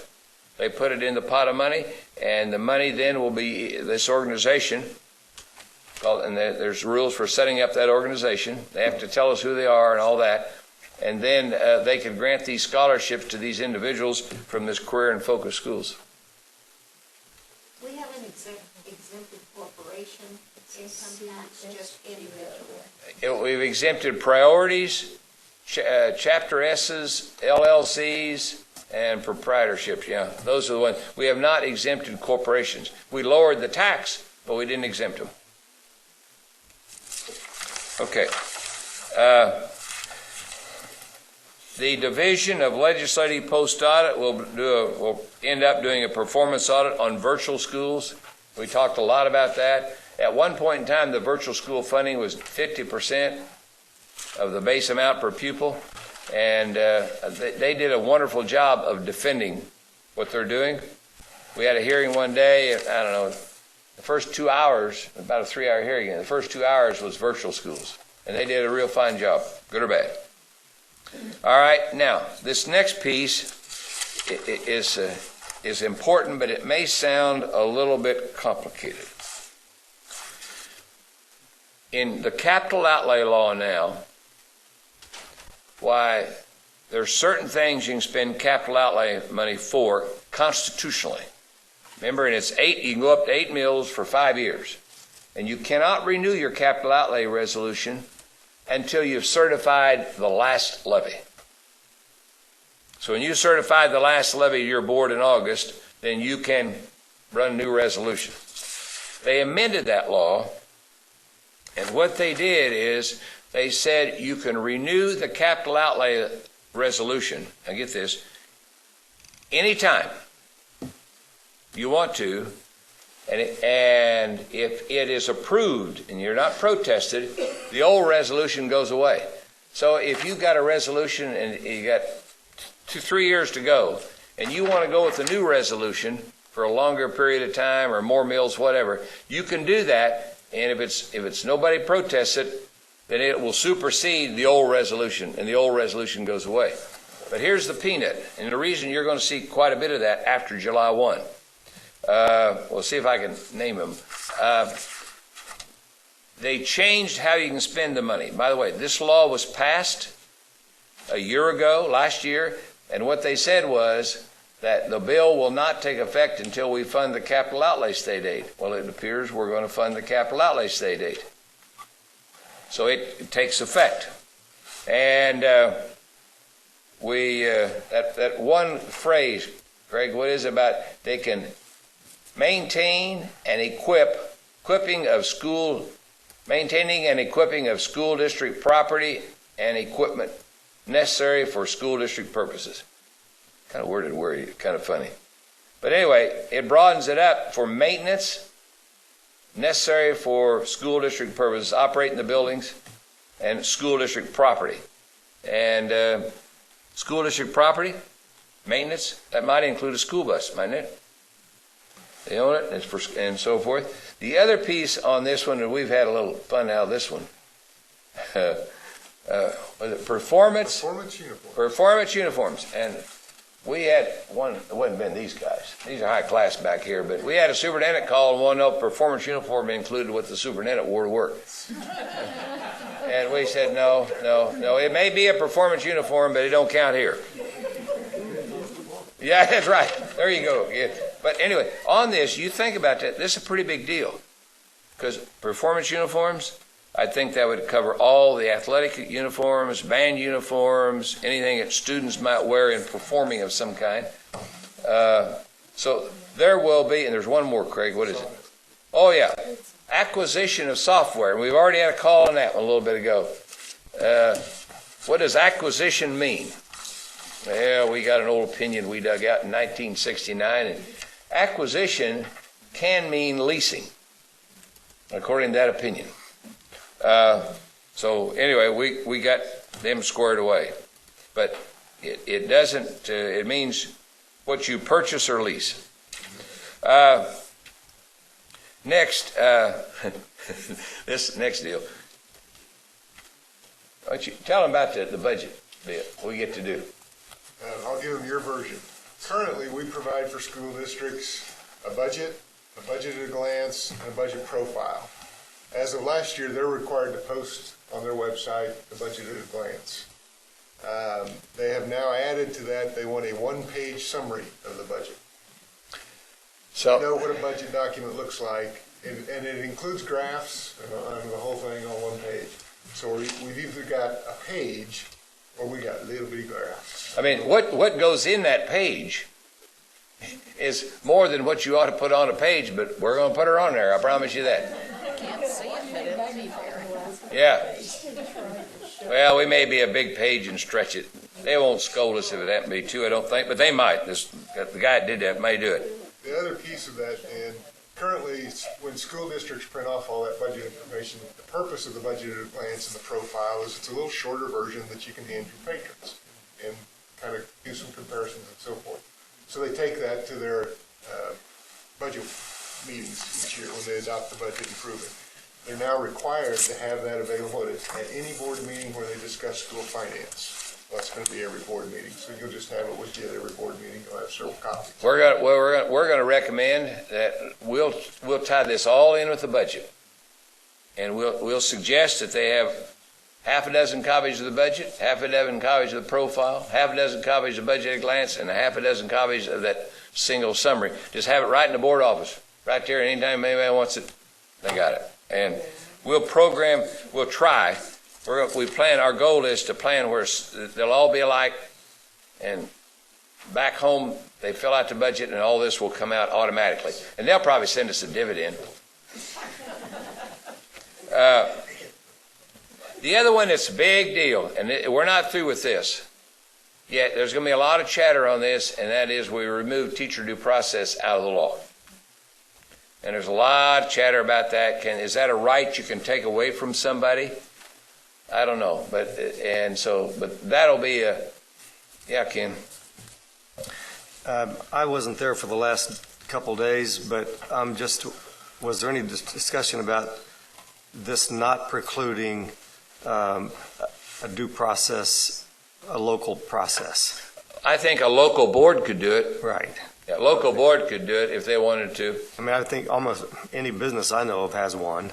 And I would just think that would be the natural response. And yes, I talked to the superintendent of a pretty large district today, and he said, we're going to do something. He said he just didn't feel comfortable otherwise.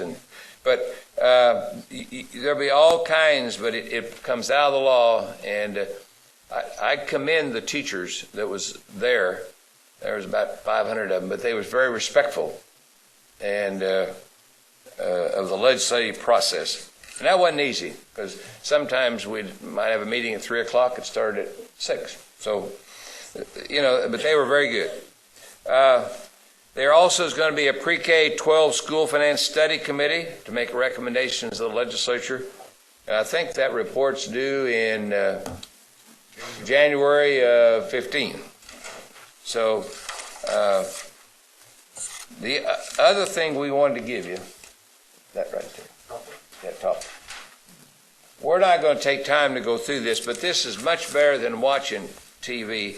This is a supplemental note on the bill. Now, some of these things you're going to see in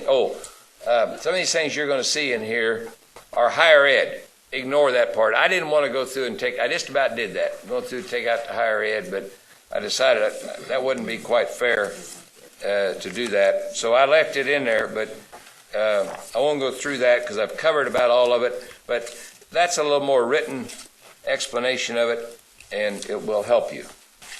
And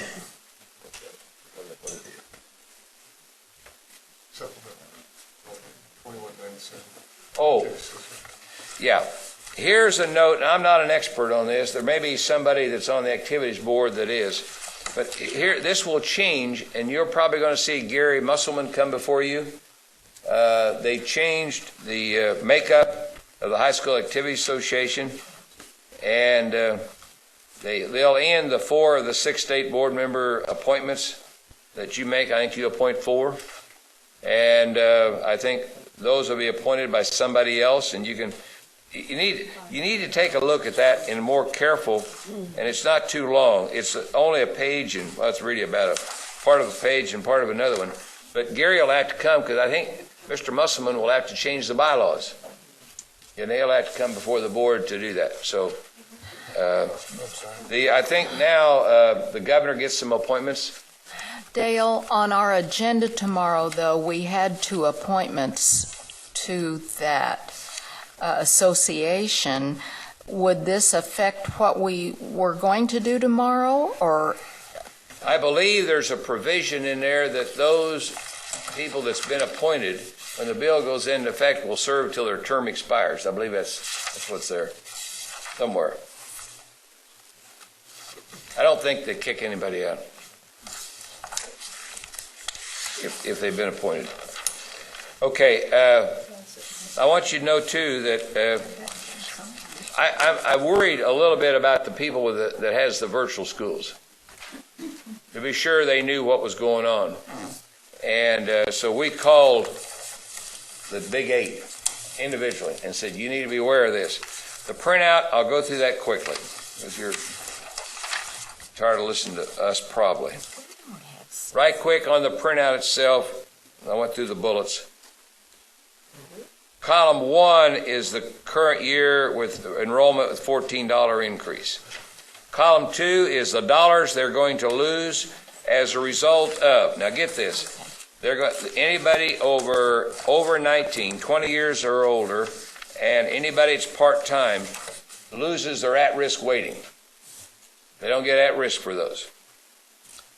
3 is a non-proficient at-risk, and everybody will have something there because kids that are not on free lunch that didn't meet proficiency in reading and math.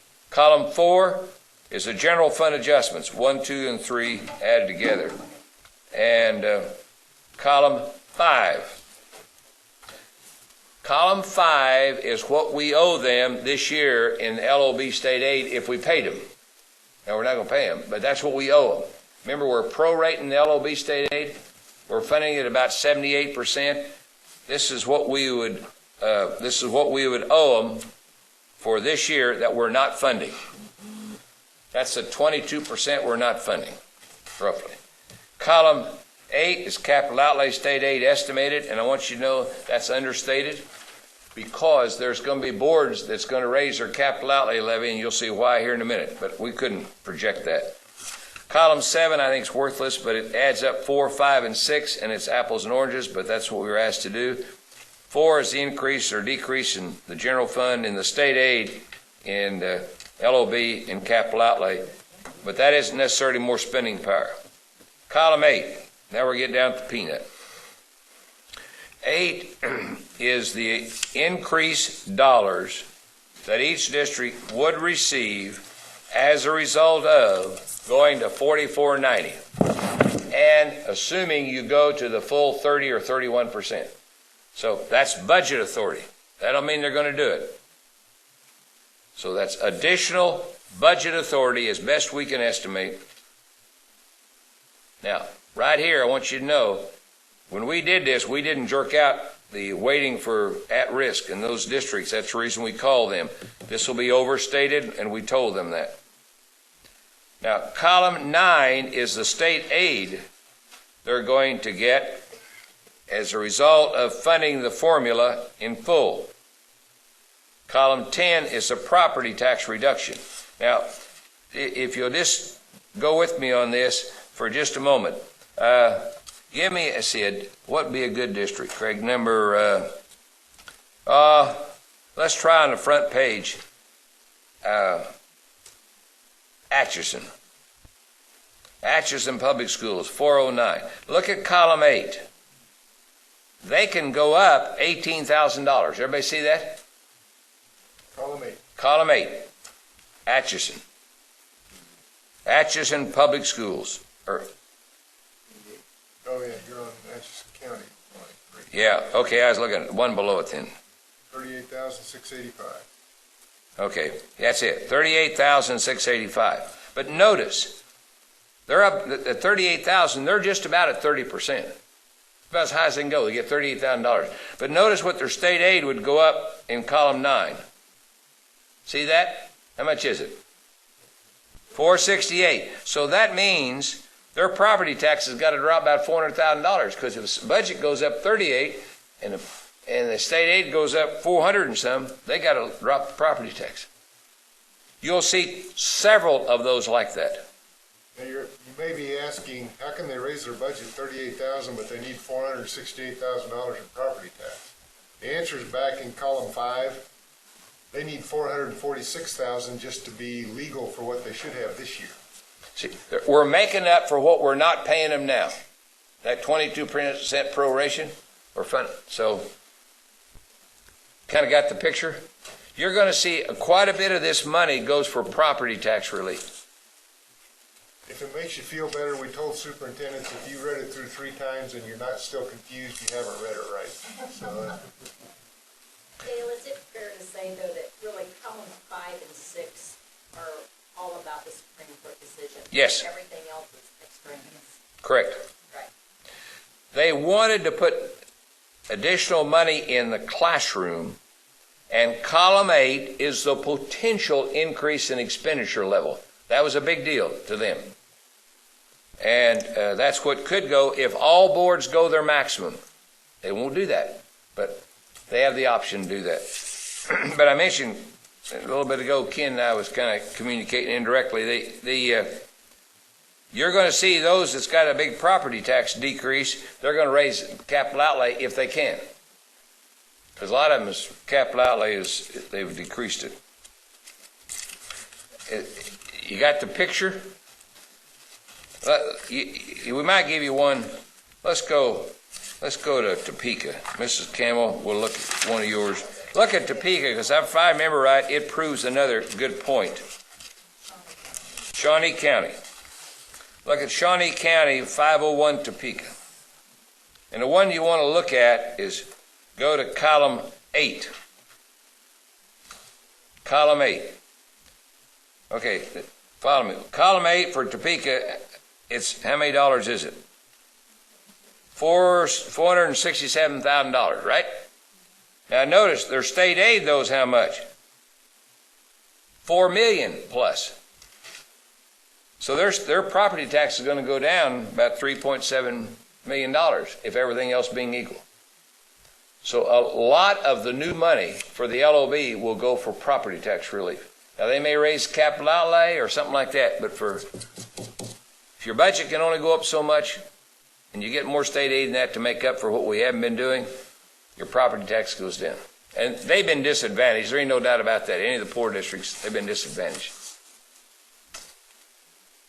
Any questions on that? You can find some where they're at 30% and their increase is practically nothing. One of them, hey, by the way, this will be a good one, then I'll get out of here. Look at Butler County. She'd be disappointed if I didn't pick on her just a little bit. Look at Butler County, namely El Dorado Incorporated. It's got Sue's picture there. Notice in column 8 for El Dorado, how much do they have? What they got? $45,000, and their state aid goes up to what, $213. But the point of it is, they only have $45,000 extra spending power, and their state aid's going up $213, so their property tax will go down some. The reason I wanted to use them is I remember if you look at they're going up the $45,000. And over in the general fund, how much they going up in column 4? $12,000. So they're not going to do much. They got $12,045, and that's it. So you'll find some like that. Those people that are under the 30% cap, you'll see them smiling a little bit more than some of the rest, because they can raise their LOB up to 30%. Any questions? I'm sorry if I took too much time. I thought you said 31%. Okay. It's 30% except for 12 districts, and they're at 31. Oh, okay. So that's what we did. That's what we computed that on, whatever their maximum was. If it's 30 or 31, we used the maximum. Okay, thank you very much for your time, and I'll be glad to answer any questions, but it's you just got 75 days and 30 minutes. Thank you. Thank you.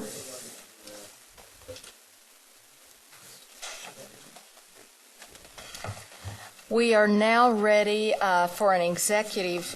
We're going to have 2 executive sessions, but we are going to have separate motions on them. So I'm going to ask for the motion for the first one. I would like to move. Don't read that. It's just for you. I got you. I would like to move a motion to go into executive session for the purpose of discussing personnel matters of non-elected personnel in order to protect the privacy interests of the individual. In that session, we would like to invite Commissioner DeBacker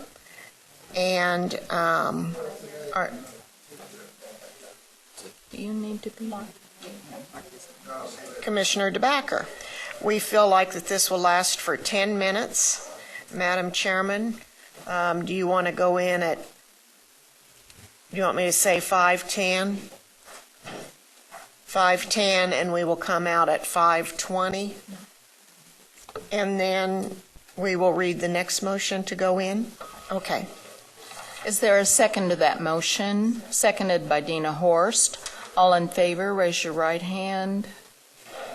Okay, we have a 9-0 vote on that. We will take a short break until 10 minutes after 5 when we will reconvene.